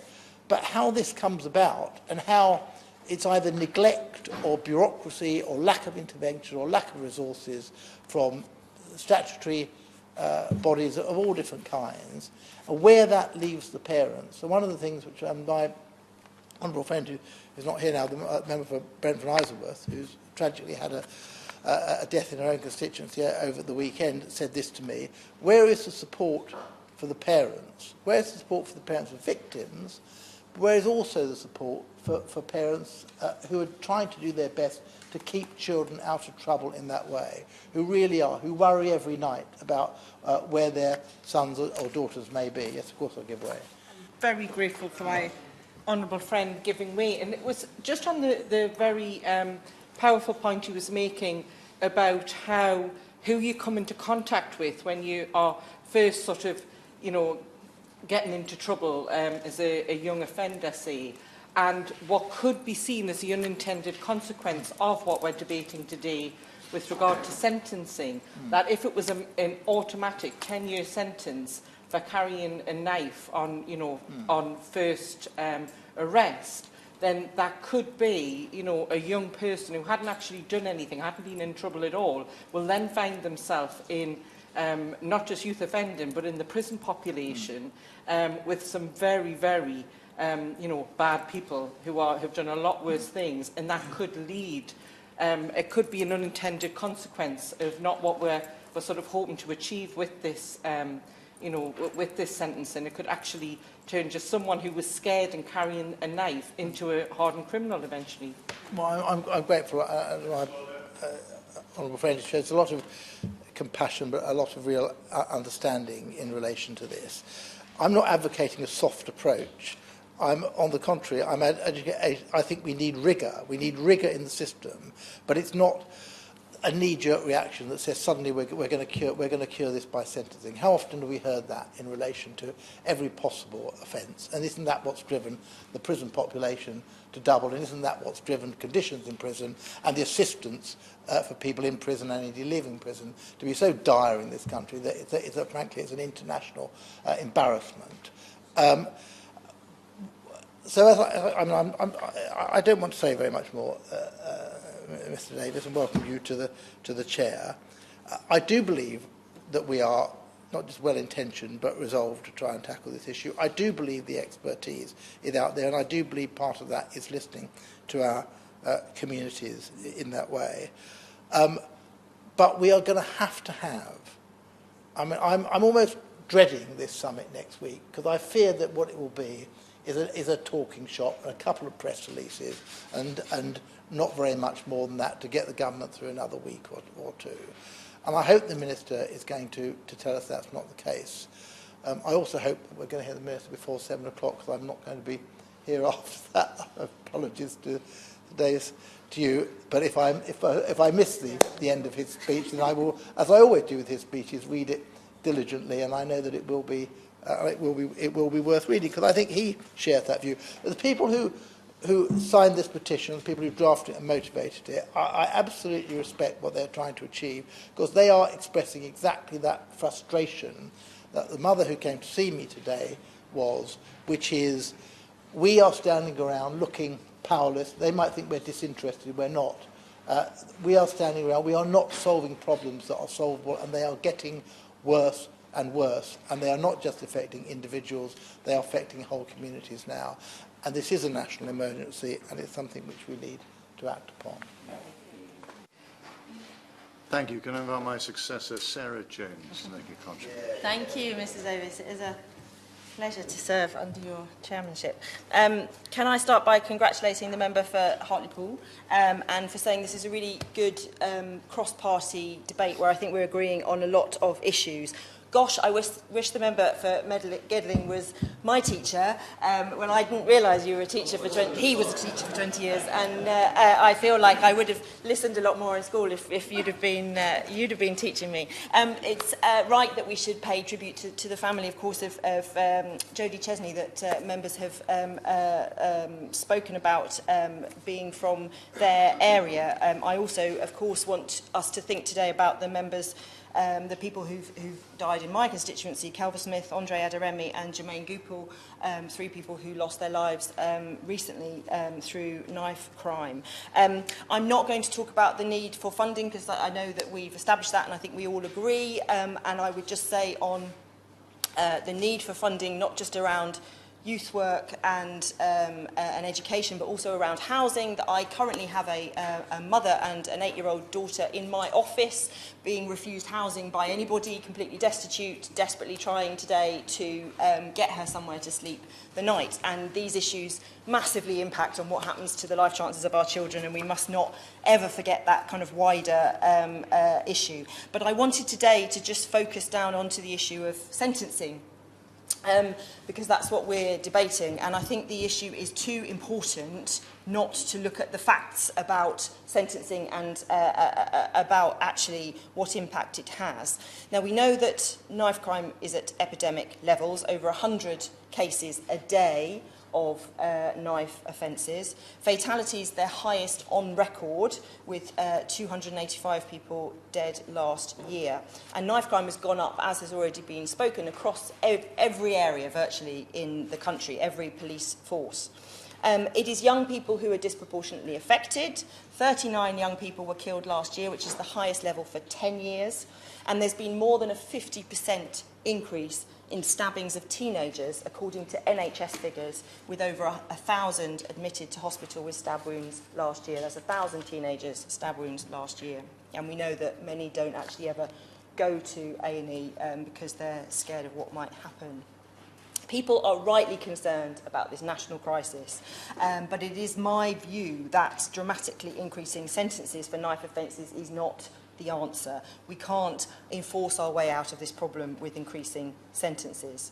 We already have a tough regime for knife offenders, which has been getting tougher for the last decade.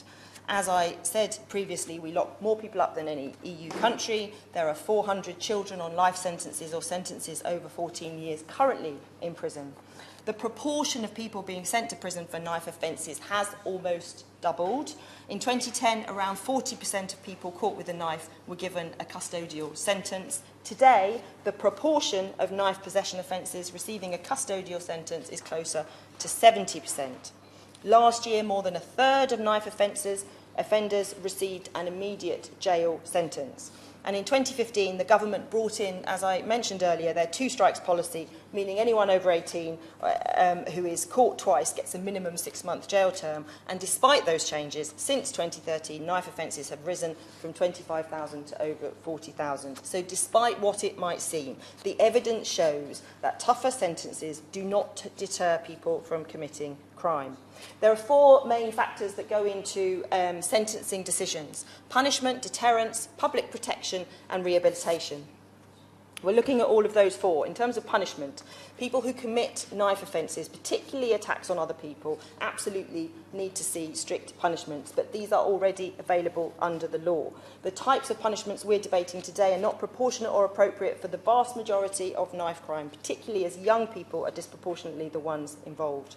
The majority of children, as we've already talked about, carrying knives are extremely vulnerable, and it's increasingly evident that many are being criminally exploited, groomed and coerced, and punishing them with punitive sentences risks turning this generation of young people into a generation in prison.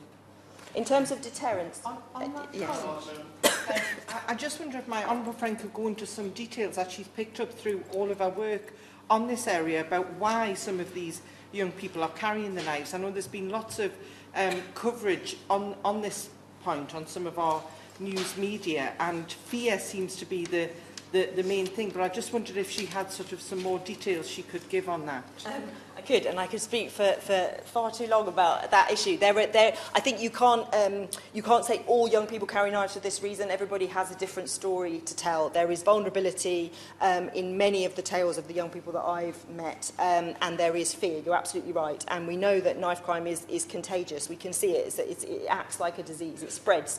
And if some people, and I've seen it in Croydon, if people in a school are known to have been carrying a knife, other people will start to carry a knife. So you have this situation where people are not in gangs, they're not dealing drugs, they're carrying knives because they feel that they need to, and so when there's a fight, instead of using your fists, you use a knife. And so there's a whole raft of issues going on here that we've already talked about: the involvement in drugs, the involvement in gangs, the violence in the home as a family, in your early years. There's all kinds of things that lead to people carrying knives, but definitely fear is a very big one of those.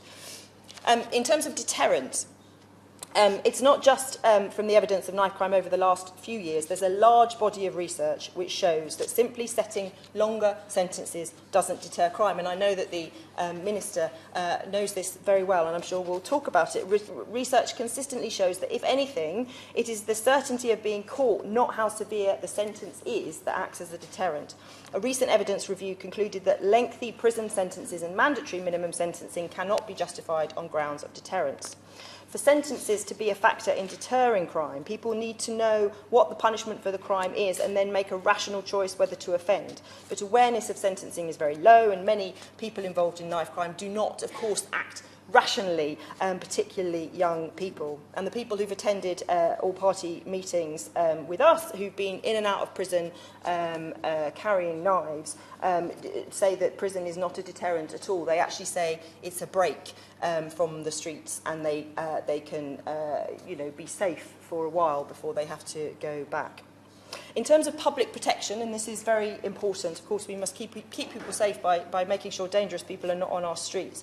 Home Office research found that a 15% increase in the use of custody would be required to see just a 1% decrease in crime.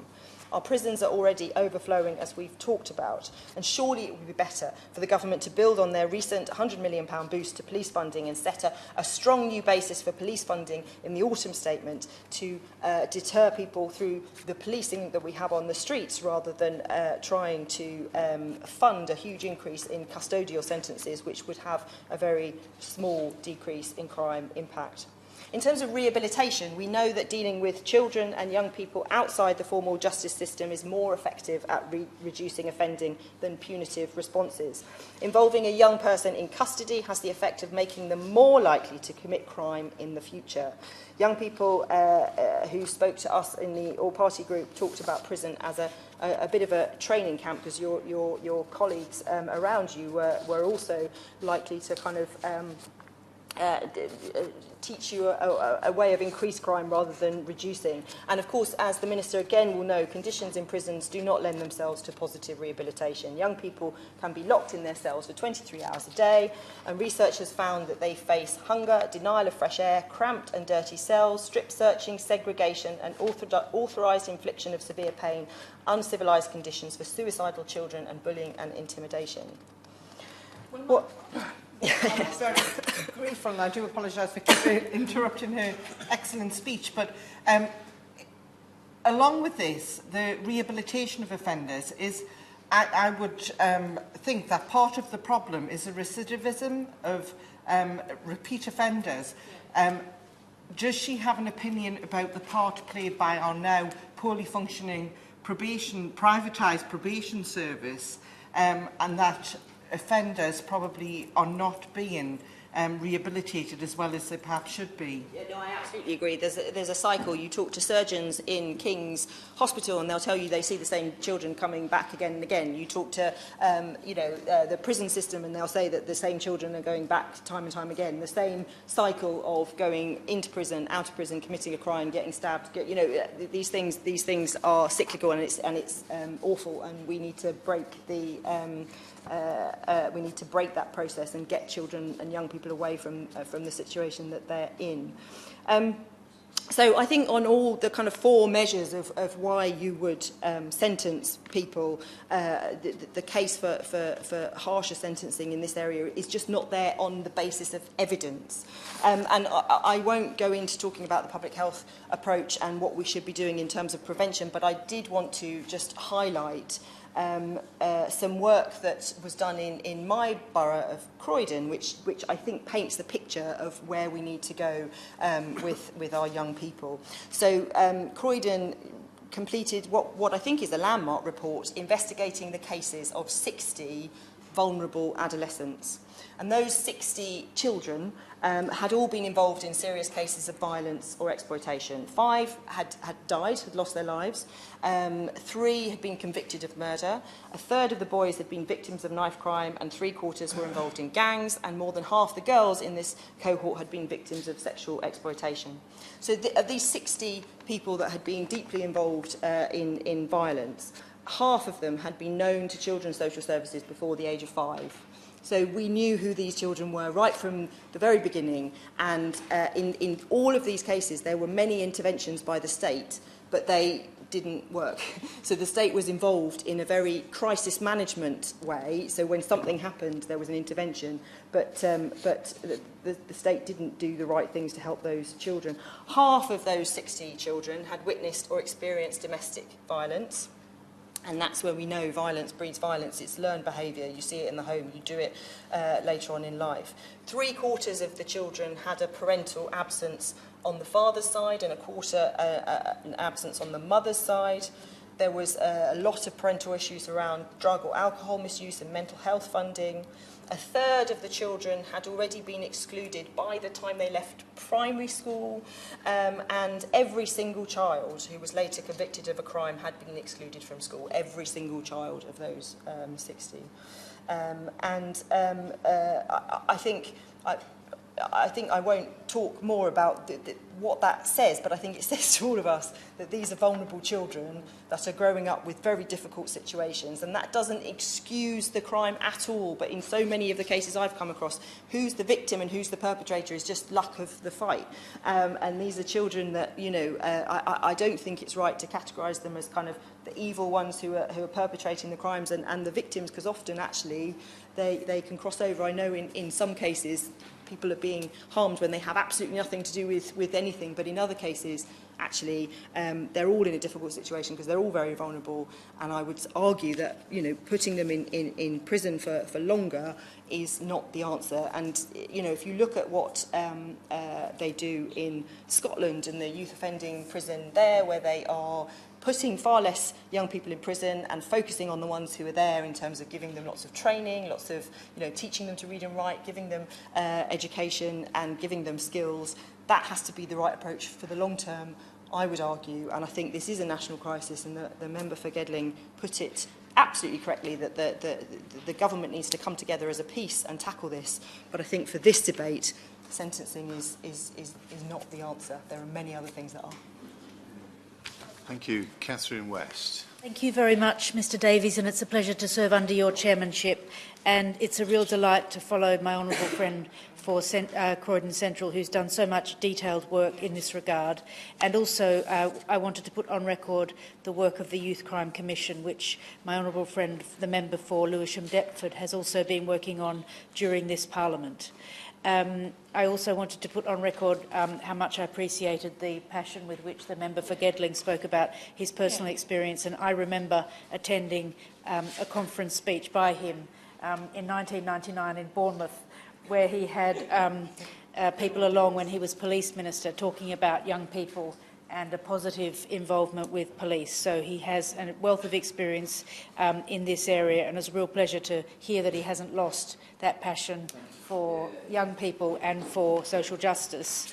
Mr Davies, could I also thank the member for Hartlepool for introducing today's debate, and also for the many interesting speeches from both sides of the House, and our excellent contributions from the member for Washington and Sunderland, and her expert knowledge in particularly young children, nutrition and all the elements that go to make up positive primary school, which we hear makes such a difference in terms of the long-term outcomes for people who are caught up in the criminal justice system. This debate is about sentencing, Mr Davies, but I wanted briefly to talk on enforcement and on prevention, just to set the scene. There can be no more difficult thing for a Member of Parliament than to meet the grieving family of a youngster who's lost to knife crime. And on the 22nd of February of this year, Kamal Gabadon Link was stabbed multiple times and lost his life.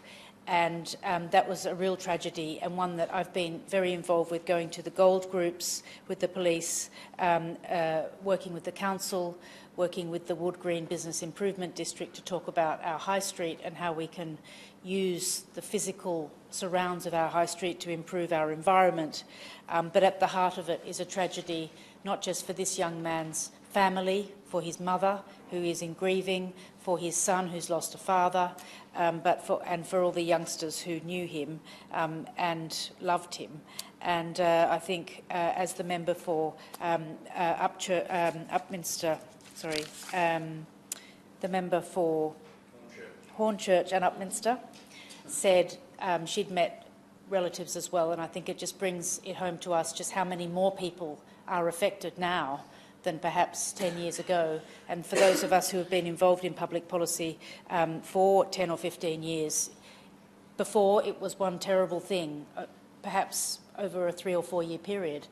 Now it's something which seems to be far too regular, and it's the number of people who are now facing the impacts of knife crime which makes this the national emergency which we've all agreed it is today. Just to give one example, Mr Davies, the terrible case of Kamal Gabadon Link, he passed away by loss of blood in a hair salon, and there were a number of children either having their hair cut or whose parents were having their hair cut, and they witnessed this dreadful loss of life and heard the young man's last words, and they will never forget that. An 8-year-old, a 4-year-old, a mother with a tiny baby, just getting their hair cut. And I think this just does point to this feeling that it's just become the Wild West. And I think that's particularly something which we need to bear in mind, just the numbers of people who are now affected. The other thing about our victim support is it works according to quite a rigid model. those people were considered to be suspects, not suspects, people were considered to be witnesses to a crime. But in actual fact, they also were victims of that crime because they suffered trauma and stress. And it took an intervention by myself at a round table at my advice surgery to actually gain support, expert counselling support for those families. If I hadn't intervened, I don't believe that those families now would be receiving the expertise and the counselling which they need. So I think our victim support needs to be much more holistic in its approach to who is affected by knife crime. Mr Davies, we have been through the statistics about the lack of police, and as members today have said, because we are in a national emergency, we need to look at the enforcement side, and we need to talk about both sentencing and police numbers and the lack of police in our schools. We used to always have, in London schools anyway, a full-time police officer in the school that the children knew, and that developed a great relationship of trust, and now they're spread much more thinly, and they're often not the same police officers in the same schools all the time, and I think that's something which we need to put right.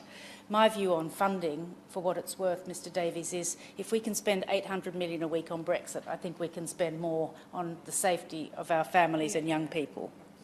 I briefly also wanted to talk about the work that's being done throughout the rest of the criminal justice system, and like many today, I believe the legislation's probably right, and I'm sure with the expertise that honourable members have here, I trust their views on that. But I wonder whether, seeing we have got the Prisons Minister with us, whether he could say what he thinks constitutes a positive prison experience. I'm one of the members who's involved in the MP scheme to visit prisons. I'm looking forward to my first visit next Friday to ISIS, I believe.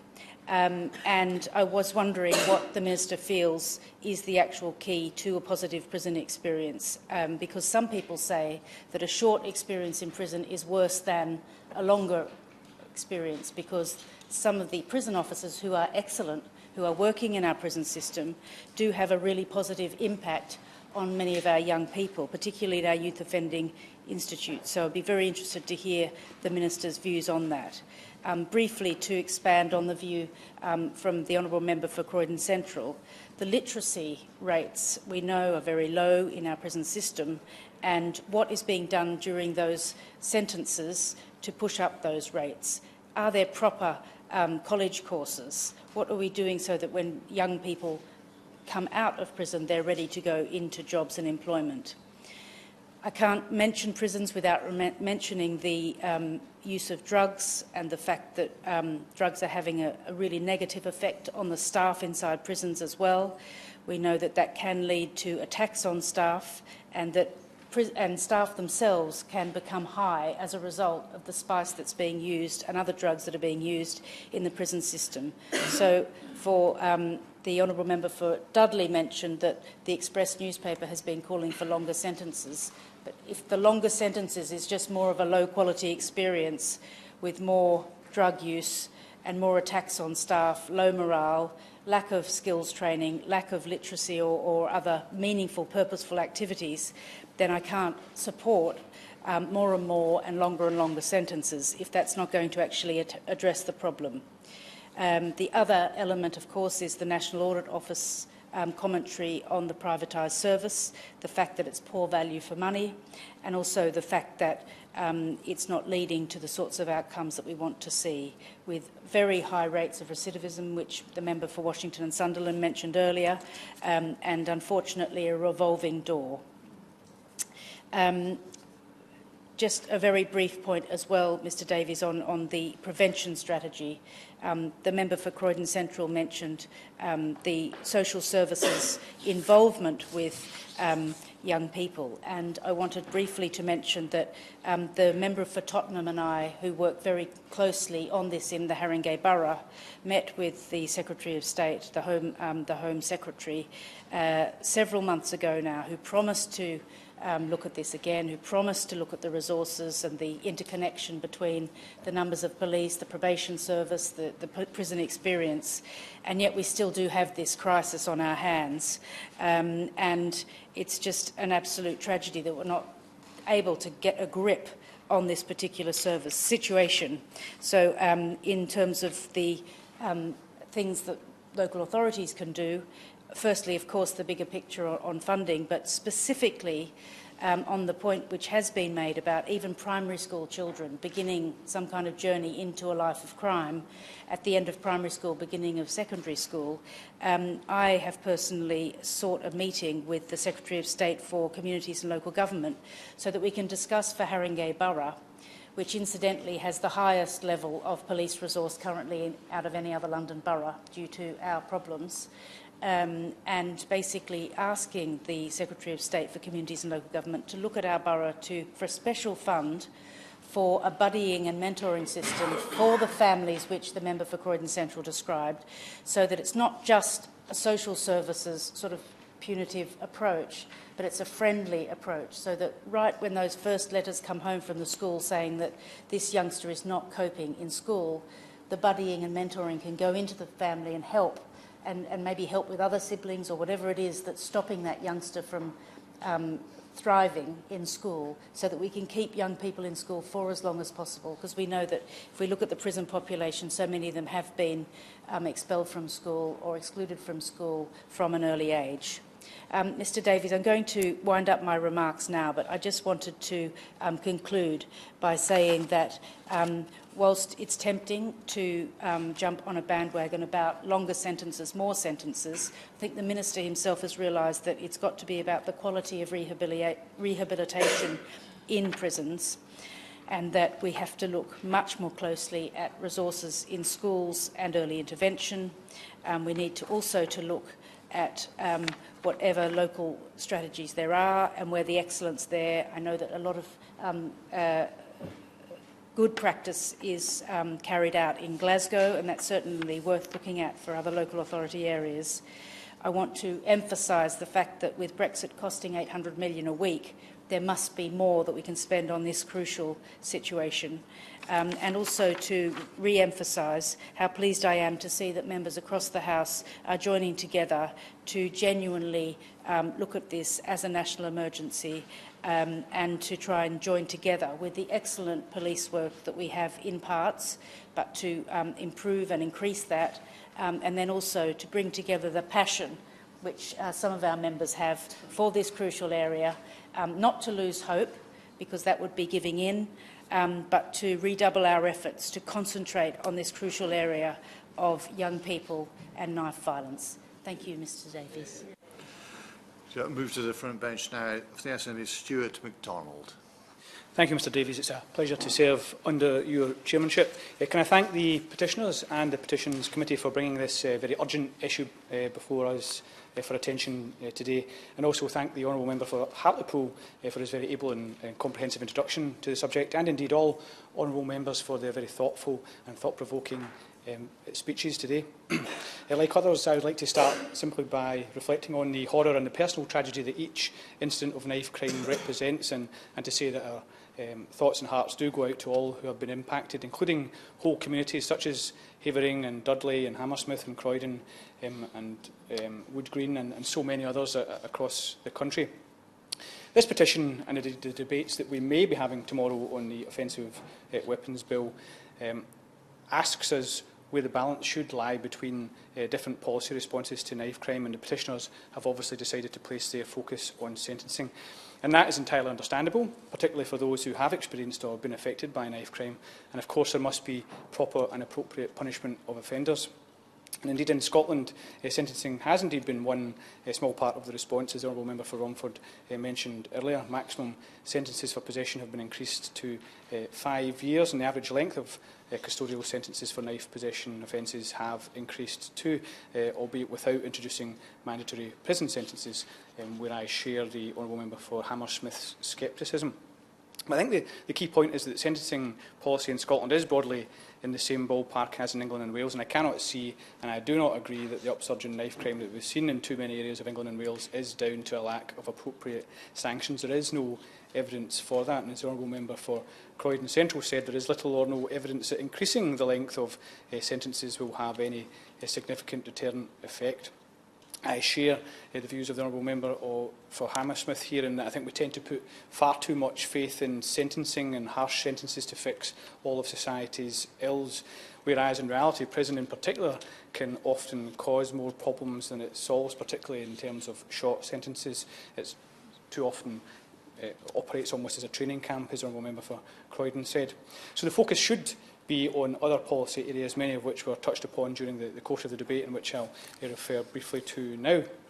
Turning to policing levels, of course, policing numbers are also relevant despite the protestations from the Prime Minister. Honourable members have said that almost unanimously today.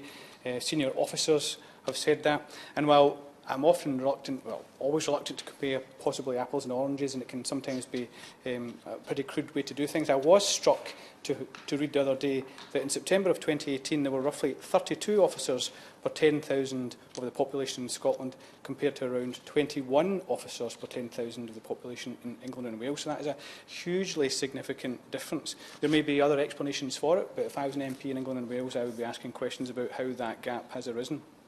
Members referred to the need for local policing or hotspot policing. All of that is necessary, and we need to see resources invested in it. Turning to austerity and questions of resources more generally, last week we had witnesses before the Home Affairs Committee who quite simply were clear that austerity and cuts to services more generally were having a significant impact. They said that the safe spaces, the youth clubs, the council-funded sports facilities and the sports teams have faced the brunt of these cuts. These are places where young people find diversion and they meet role models, and all of this undoubtedly has an impact. Services such as social work, employability, mental health are all buckling under the strain, and all of that counts in the battle to stem the tide of knife crime. So Davies, some honourable members also referred to stop and search, and I agree that stop and search can play a role. Again, it's of course far from an answer in itself, and it must be used extremely carefully and in a way that doesn't risk undermining trust in the role of the police. It must be done on the basis of reasonable suspicion.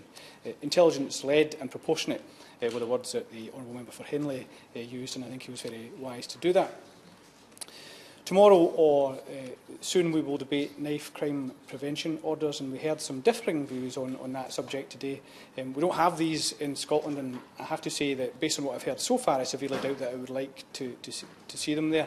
I'm grateful to the honourable member for Croydon Central for all the work that she does with the APPG on knife crime, and for the event that she organised this lunchtime, where we heard from a whole range of actors as to why these knife crime prevention orders appear to be filling a gap which actually doesn't really exist, that it lacks an evidence base, and instead they risk seriously counterproductive and unintended consequences.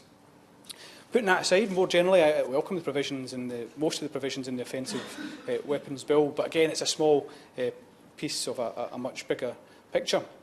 So instead, I think it's away from purely criminal justice measures where we can find a significant, or can make a significant and long-term difference, and that is where Scotland has already seen some success, if only because we experienced horrendous levels of violence not so long ago ourselves, which required, of course, an urgent response. And it's important to remember just how bad the position was. As recently as 2005, the UN talked of Scotland as among the most violent countries in the developed world, and the World Health Organisation referred to Glasgow as one of the murder capitals of the world. And while we still have a long way to go, the evidence points to significant success in reducing levels of violence, again, as the Honourable Member for Romford pointed out in his speech. So we've seen, for example, recorded violent crime in Scotland down by 49% over a decade to 2016-2017. The homicide rate has halved over the decade from 2008.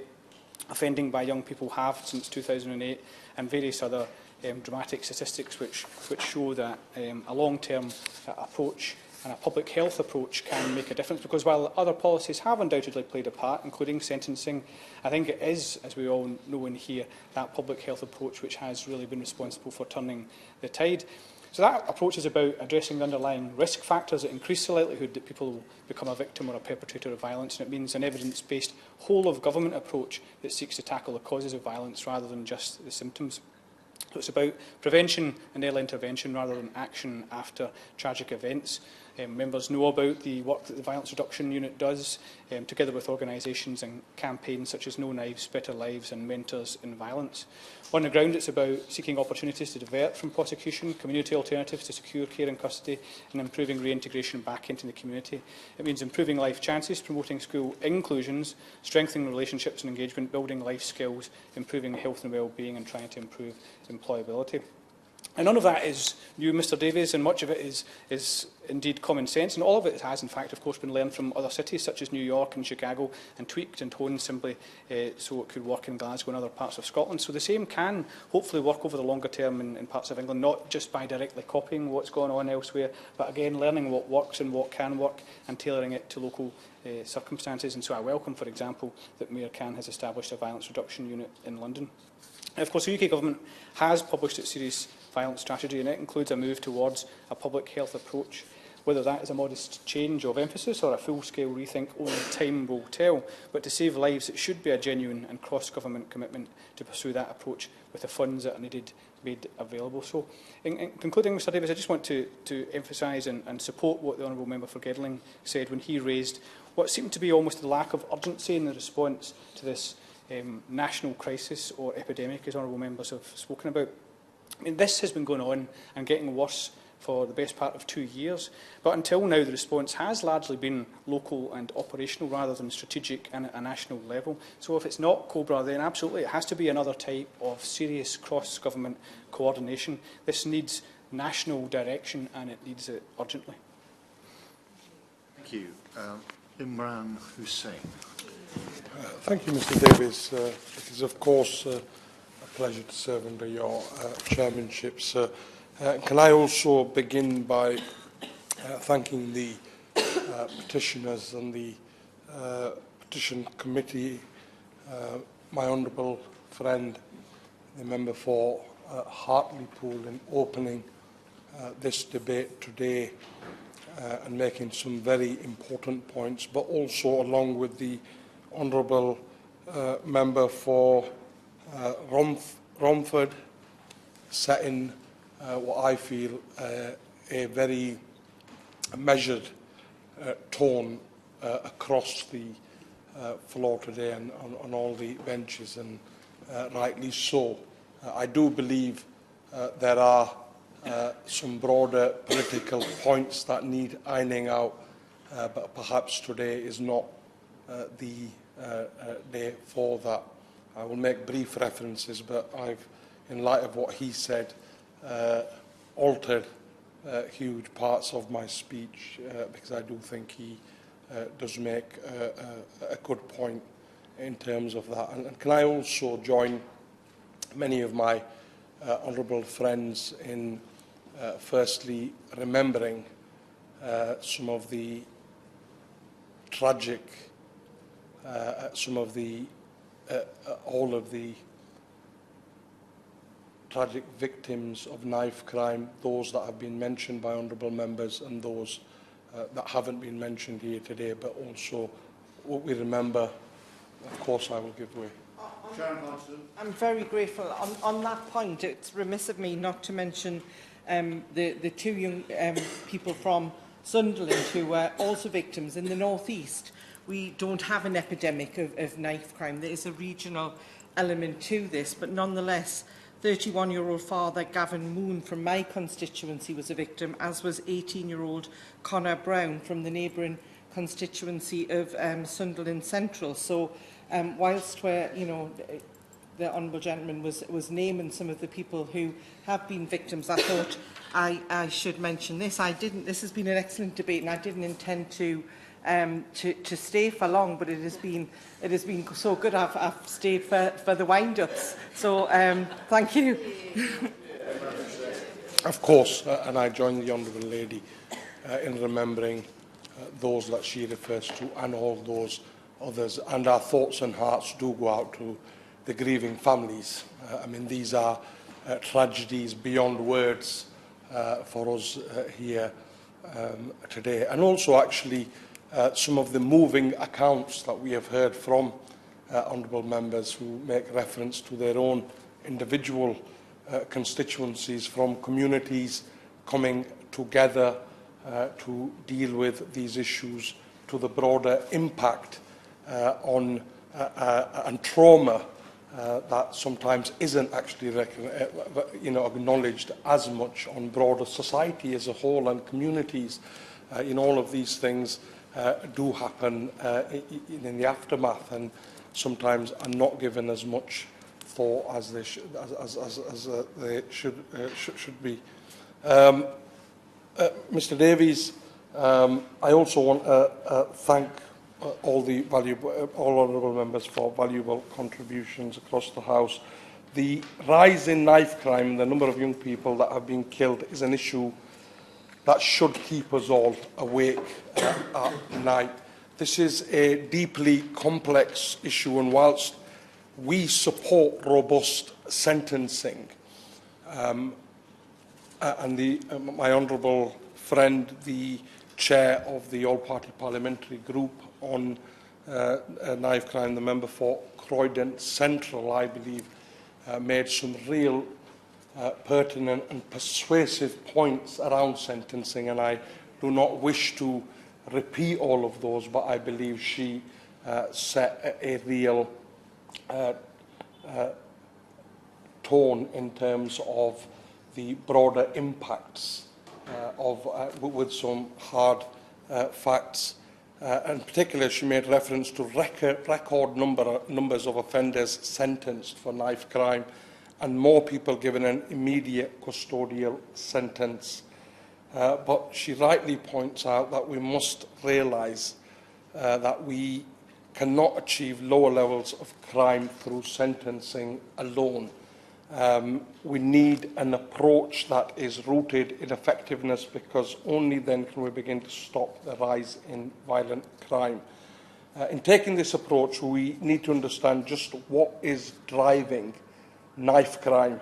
And whilst there is little consensus, as we've seen here today, on what has been the trigger for this marked increase in knife crime, the drivers, the issues that have created the conditions in which this epidemic has been able to grow are difficult to dispute. The clearest is that with such a dramatic rise in knife crime, young people are now more scared than ever of becoming victims themselves. They've seen friends wounded or killed and fear the same happening to them. They even feel ignored by authorities when they raise this fear, particularly as those who are most likely to be victims live in high-crime neighbourhoods where police are seen as unable to protect them sometimes, which is compounded by a rise in violence, but a fall in the proportion of crimes where an offender is actually identified. Police officer numbers have been slashed, and it's been mentioned earlier on. That's a fact that we can't move away from. 20,000 police officers fewer since 2010, and vital community police officers who are so important for building community support police officers, for building those relations, also lost. At the same time, we've seen serious issues in our schools, with interventions for vulnerable children being cut as schools face significant funding pressures and a marked increase in exclusions and illegal off-rolling at schools. We already know that vulnerable children are more likely to be off-rolled and excluded, and the Children's Commission has reported a link between exclusions and involvement in gangs, with those excluded 200 times more likely to be involved in gangs, demonstrating that we simply cannot ignore the correlation between rising exclusions and rising knife crime. We have also seen huge reductions in actual services available for young people. And again, I'm not making politics of it. This is just the hard facts of where we are. We've seen 3,500 youth service jobs lost, closure of 600 centres, 130,000 places lost. We've seen sweeping cuts to education, teachers lost. We've seen the loss of other vital early intervention services as councils face unprecedented cuts, and we've seen youth offending budgets cut by half, curbing intervention and degrading services that help prevent young people from becoming victims and offenders in the first place. These are all services that assist those who are already disaffected and vulnerable. And it's no coincidence that victims and offenders are from areas of huge social disadvantage. Mr Davies, we cannot address these issues these drivers are offending with more sentencing alone. We can only address them with an interdepartmental approach, because sentencing is a downstream solution that is applied when it is already too late. What we need is an upstream solution that identifies the root causes of crime and brings together organisations right across central government, local government, the police and the community sector, a solution that is built on public health, a public health approach that's been referred to by many members and actually is something that is well documented, an approach that collects data, identifies the factors at play, implements solutions and rolls out those that work.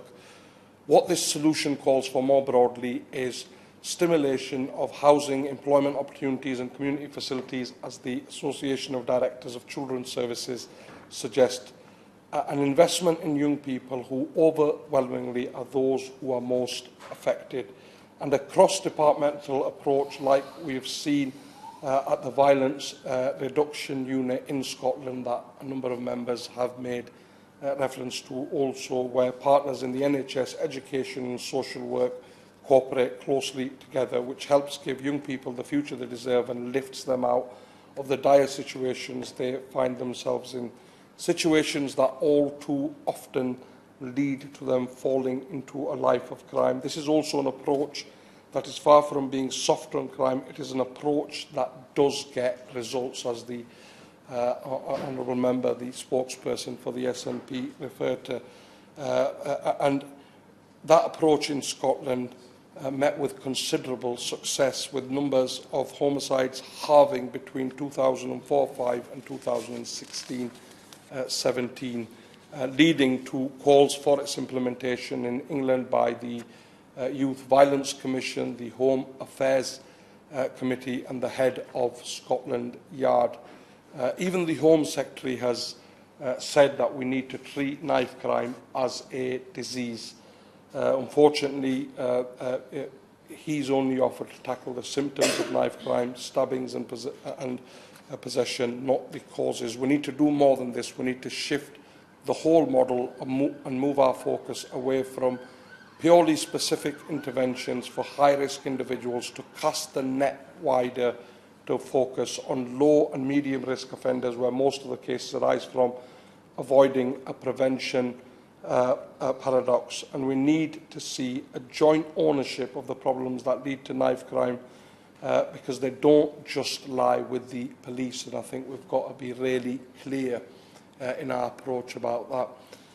Ultimately, we need to recognise that, Mr Davies, and adopt an approach that sees violence as preventable, not inevitable, and we need a meaningful public health approach that can address knife crime and its causes. Thank you. Minister Rory Stewart to respond. Well, thank you, Mr Davies. It's a great pleasure to share under your chairmanship. I want to begin by paying tribute to the Honourable Member for Hartlepool for bringing this debate. Pay tribute to the Honourable Member for Bradford East for the compassion and the empathy with which he began his speech, and indeed reflect on the way in which all members, over a debate that has lasted now 2.5 hours, have committed to this issue, and the enormous amount that I personally have learned as a Justice Minister from many, many different dimensions. Particular tribute to my friend, the Honourable Member for Romford, for the extraordinary passion with which he brings his attention to bear on the question of victims in his own area. And actually the Right Honourable Member for Gedling, who is a real firecracker. That was a great speech, and it was a huge amount of energy and passion, and I'm sure he's right. The only way that these kinds of issues can ever be gripped is exactly in the way that he described. I pick up very much the sense of frustration around the room, and indeed the situation is very, very disturbing, and it has been getting steadily worse. And I can completely understand why people feel infuriated, frustrated, and want more action more quickly. To reassure people on individual questions, the Prime Minister will be holding her summit in Chequers next week. In the Prime Minister's defence, there is a reason why over the last 2 weeks she's found it difficult to organise a meeting in Chequers. That isn't because Brexit is stopping everything else that's happening in government, but it is that Brexit is stopping many of the other things that might otherwise have been happening in the Prime Minister's diary. But she will be doing that next week. In terms of gripping it, we have now set up an interministerial group on serious violence, which now meets regularly, chaired by the Home Secretary. I'm a member of that group, and we are making a lot of rapid progress. But as the Right Honourable Member for Gedling implies, that kind of Cobra-style approach is vital for bringing everybody together. And at the bottom of all of this needs to be the fact that as we think about this problem, we need to be realistic. We need, above all, to be practical. Any number, in fact, probably 200 or 300 different ideas are contained within the serious violence strategy produced by the government. All of them are good. All of them make a difference. Yeah. Please. Just an interesting point that knife crime orders are not part of that strategy, and a lot of the organisations that have talked to me about the prevention orders say that they suspect it was a sort of knee-jerk thing in part to show that they're acting, and that actually they were never part of the strategy which the Minister is talking about, and which is very comprehensive in its diagnosis, if not solution. Okay. So, Mr. Davies, I'll come back to this question of knife crime prevention laws, because, of course, actually the interesting thing about this debate is that although we all share a horror of knife crime, not everybody in this room agrees about the particulars. Not everybody agrees about knife crime prevention orders. Not everybody agrees about how long sentences should be. Not everybody agrees about how much more people should be sent. Not everybody agrees on whether the court should have discretion or not have discretion. So, in a sense, what we have in this chamber is a reflection of the kind of debates that operate within the public. And I'll try to come back specifically to knife crime prevention orders. But at the core of it is the question of which one of the dozens of suggestions within the strategy is going to make the most difference as quickly as possible, and which of them is most effective, right? So there may be many different individual initiatives which could be fantastically good at a community level, but there may be others which are better, and we really need to focus on that. And in particular, I want to focus on 4 areas. The first, of course, is the issue of sentencing itself. This is a debate about sentencing, and I'm really here as a representative of the Ministry of Justice to talk about sentencing. It is true that following on the 2015 two-strike rule, more people are now going to jail for knife possession offences, and they are going to jail for longer.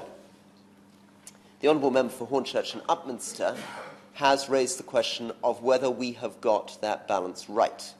It is a difficult balance. The Honourable Member for Gedling asked, and a very experienced ex-police minister, exactly how these exceptions are defined. They are defined quite closely. So 82% of people found in a double possession will find their way towards a sentence. Who are those 18% who are not getting sentences? The guidelines stipulate very clearly what the mitigating factors are and lay them out.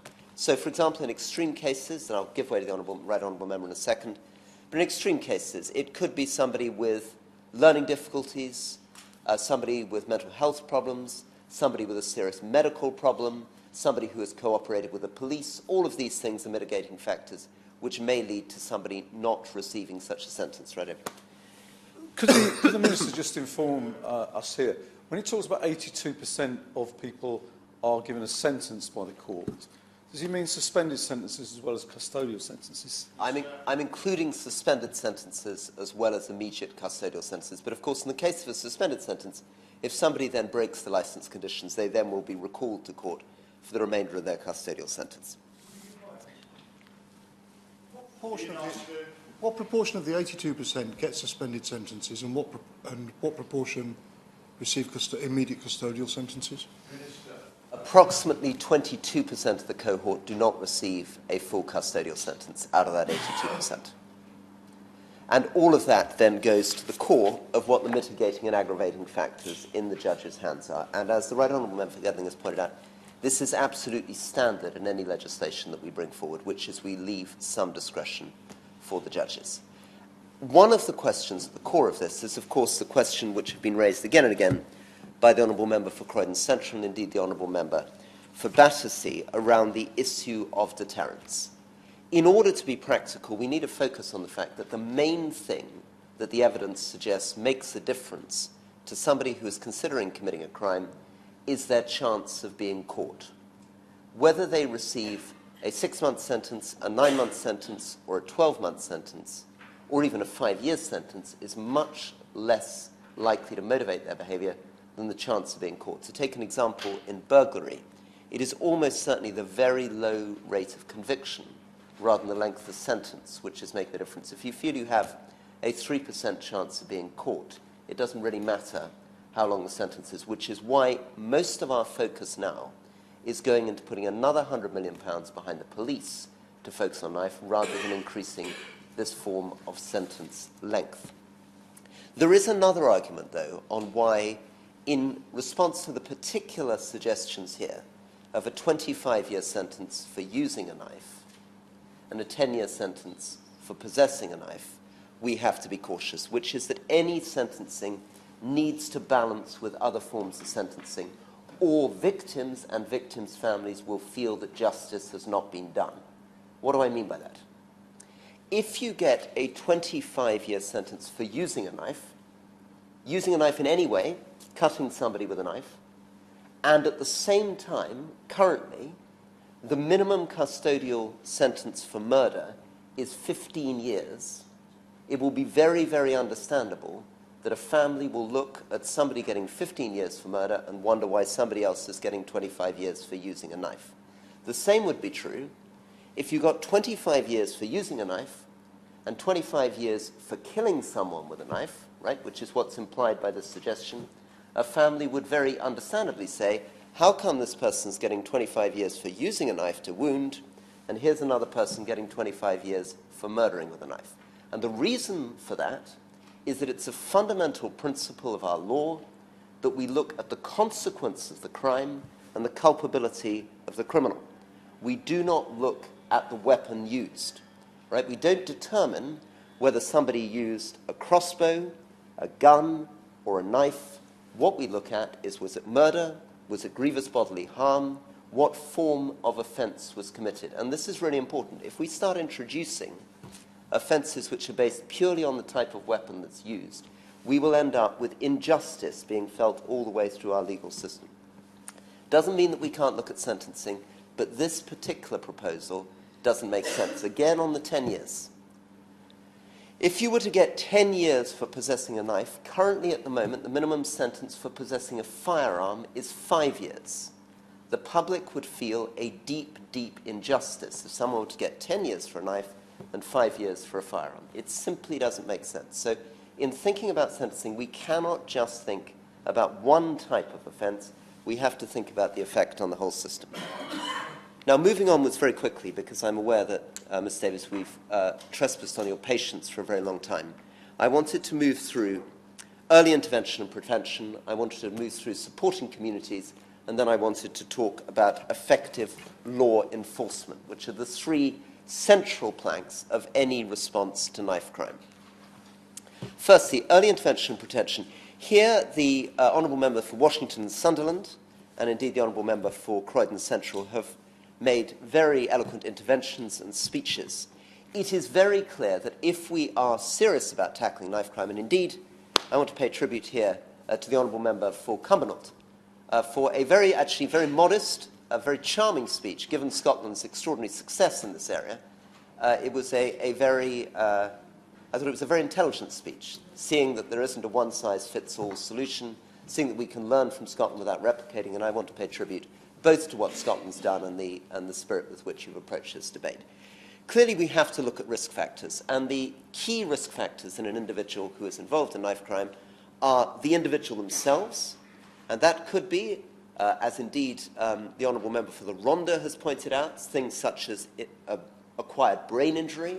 It could be neglect and abuse in the home. The second factor is the family context. 47% of people committing homicides in a recent study had been in care. 47%. of murderers. That's almost half of them had been in care. So the family context is central. Thirdly, the community context within which people operate. Deprived neighbourhoods are, of course, much more likely to lead to somebody committing a knife crime. Then the school that they attend, really important. If an individual has been caught up in bullying in school, if an individual has been playing truant from school, these are very, very serious risk factors, and we need to do more to work with schools. Schools are quite good at picking up on children who are victims of domestic abuse. Are they good enough at identifying people who are being sucked into knife crime? Should we, in fact, be working with Ofsted to try to work on assessing schools on how good they are at identifying people being sucked into knife crime? And finally, of course, their peer group, the people that they spend their time with, are the fifth biggest risk factor in determining whether or not somebody gets sucked into knife crime. In order to respond to that, we can respond, right? This isn't just touchy-feely nonsense. We can prove that a targeted approach, not a universal approach, so again, this is about being really smart with public money. The answer isn't to lecture every child in the country on knife crime, but to make sure that we target those who are most at risk with the most serious support. So, bringing in a therapist with a caseload of 5 or 6 children, going into a family once a week, making sure that you spend the time with them, can reduce the likelihood of that child going on to commit a violent offence by 25%. That one thing, 25%. Huge difference. And we begin building these different things up, and we can really begin to address some of the underlying causes of knife crime. Supporting communities. Here, of course, the Honourable Member for Cumbernauld has been very eloquent. We need a mapper-style approach, and this is something, again, which the Honourable Member for Gedling has referred to.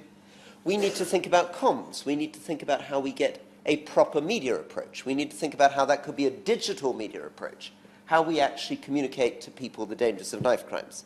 We need to think about what we do with retailers who sell knives. That also involves bringing in trading standards. I mean, if we were going to wrap up different bits of government, we need trading standards to try to buy knives online as under 18-year-olds, go into shops, even small retailers, and try to buy knives as under 18-year-olds, and then report back to the retailer if somebody on the shop floor has sold a knife to somebody who is underage. We need to think about victim support, which was the point made by the Honourable Member for Hornsey and Wood Green.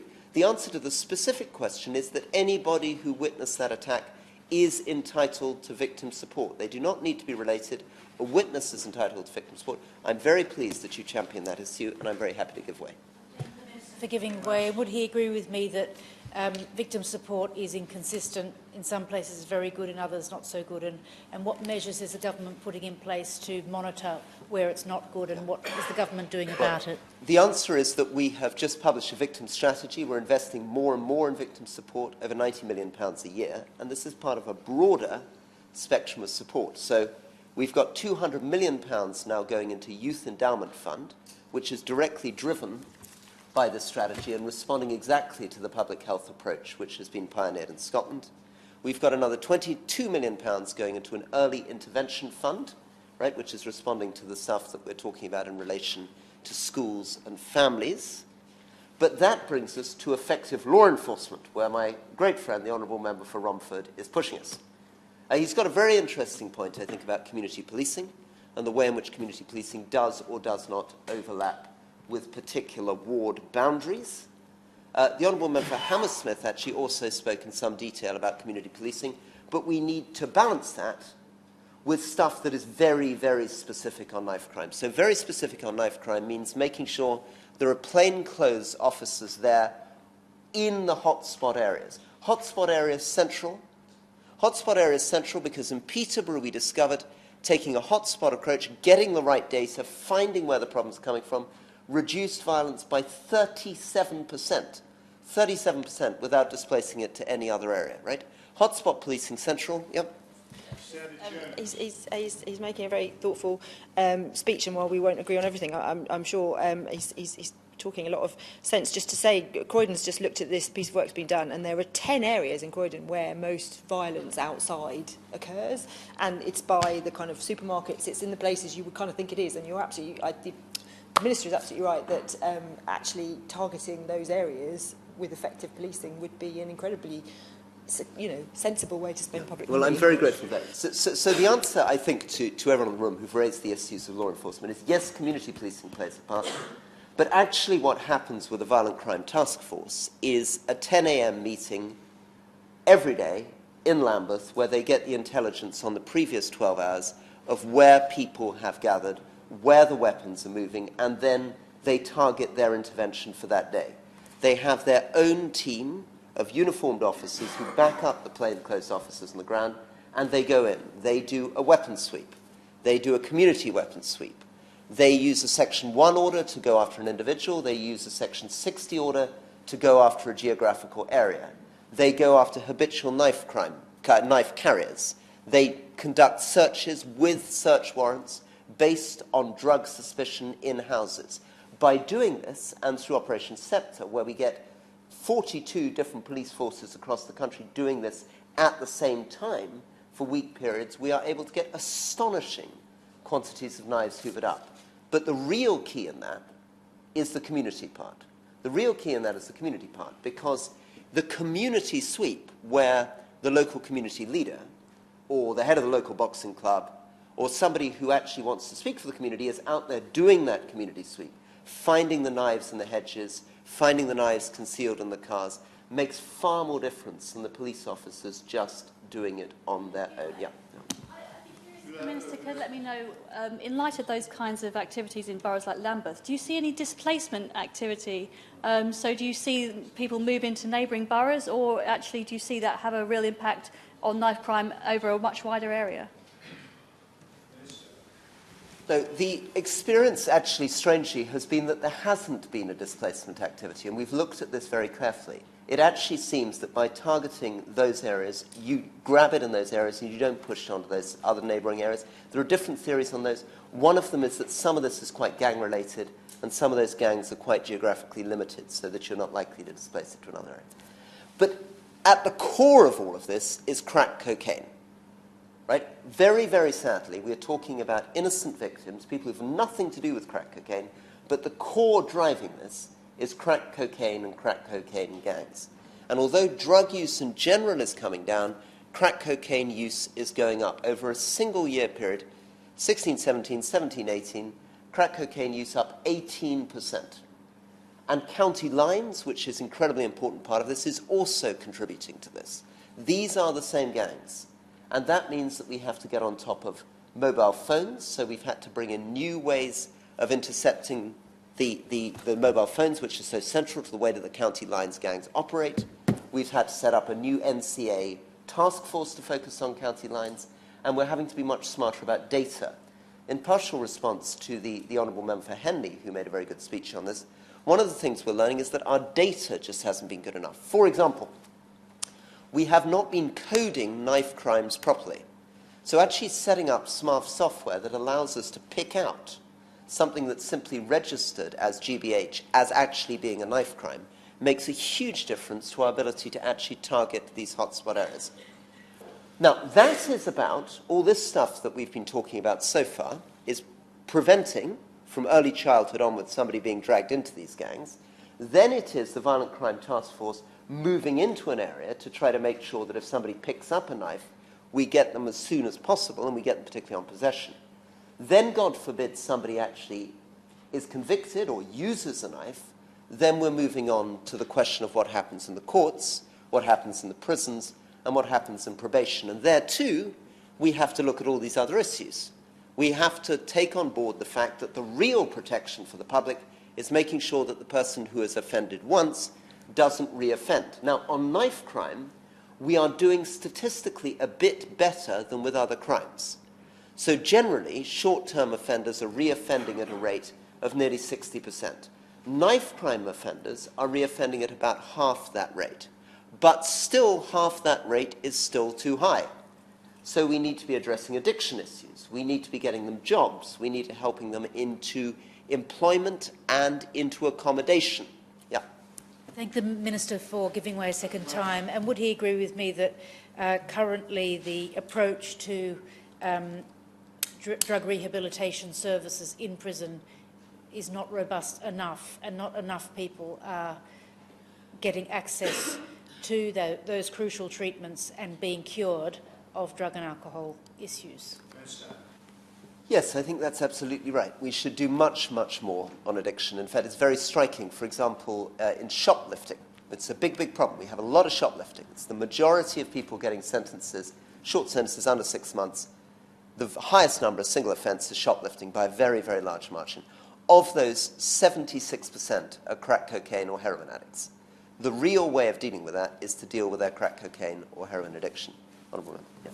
Just ask the Minister this question. So he's given a very thoughtful, measured and informed response. So the people listening to this and listening to his response will go, that's great. How's the government and Parliament going to make that happen? And as part of that, will the Minister say to this committee, Mr Davis, if he'll go back, wake some of the people up who need waking up, and get some regular statements to Parliament every single week at the least about what is happening, what progress is being made, and what is or isn't being done. And can that be a statement, and not because somebody asks an urgent question? It should be a regular statement to Parliament on this. Thank you. Look, I have enormous admiration for the Right Honourable Member for Gedling, and I would be very proud to have him as part of our team dealing with this. I'm sure he'd deal with it very well. I'm not in the business of committing colleagues in the Home Office to their business of making statements. But I can assure him we are taking this very seriously. I haven't spoken enough to the Honourable Member for Dudley North, but one of the answers to him is that we are, of course, putting another £100 million into policing, particularly driven by violent crime and knife crime, in addition to the investment in the Youth Endowment Fund. And in terms of action, it isn't just what happens in Parliament. It isn't just the interministerial group that's been set up. It's not just the meeting that the Prime Minister is holding next week. It's actually setting up the Violent Crime Task Force, setting up that 10 a.m. meeting every morning in Lambeth, making sure that the money and the resources are beginning to flow in behind this. I believe this will make a significant difference, but I absolutely agree to sit down with the Right Honourable Member for Gedling that the only way of doing this, or anything in government, is urgency, grip, imagination, passion, and above all, something rooted in realism. And on that, thank you very, very much indeed to the Honourable Member for Hartlepool for an incredibly informative debate. Thank you. Mike Hill to wind up. Thank you, Mr Davis. I thank the members from Romford, Gedling, Hornchurch and Upminster, Dudley North, Henley, Hammersmith, Croydon Central, Hornsey and Wood Green for contributing to this important debate, and the number of people who made important interventions, not least the member for Washington and Sunderland West, and of course the front bench representatives who all made incredible contributions to this very important debate. I'm sure, Mr Davis, there would have been many, many more people in this room were it not for what's happening in the chamber. However, the subject areas that were covered were important and diverse, talking about deterrent, prevention and cause and effect, as well as addressing the sentencing element of the petition. But I couldn't end this debate without paying homage to one of our own, PC Keith Palmer, who was a victim of knife crime a couple of yards outside of this very building. Thank you. Thank you. The question is that this House has considered e-petition 233926 relating to knife crime. As many as are of that opinion say aye. Aye. Of the contrary, no. I think the ayes have it. The ayes have it. Order. Order. Thank you very much.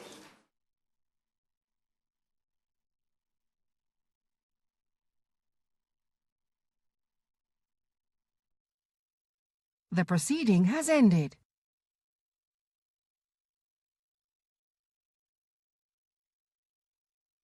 The proceeding has ended.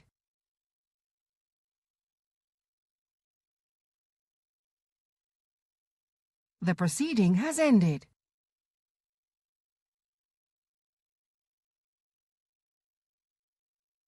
The proceeding has ended.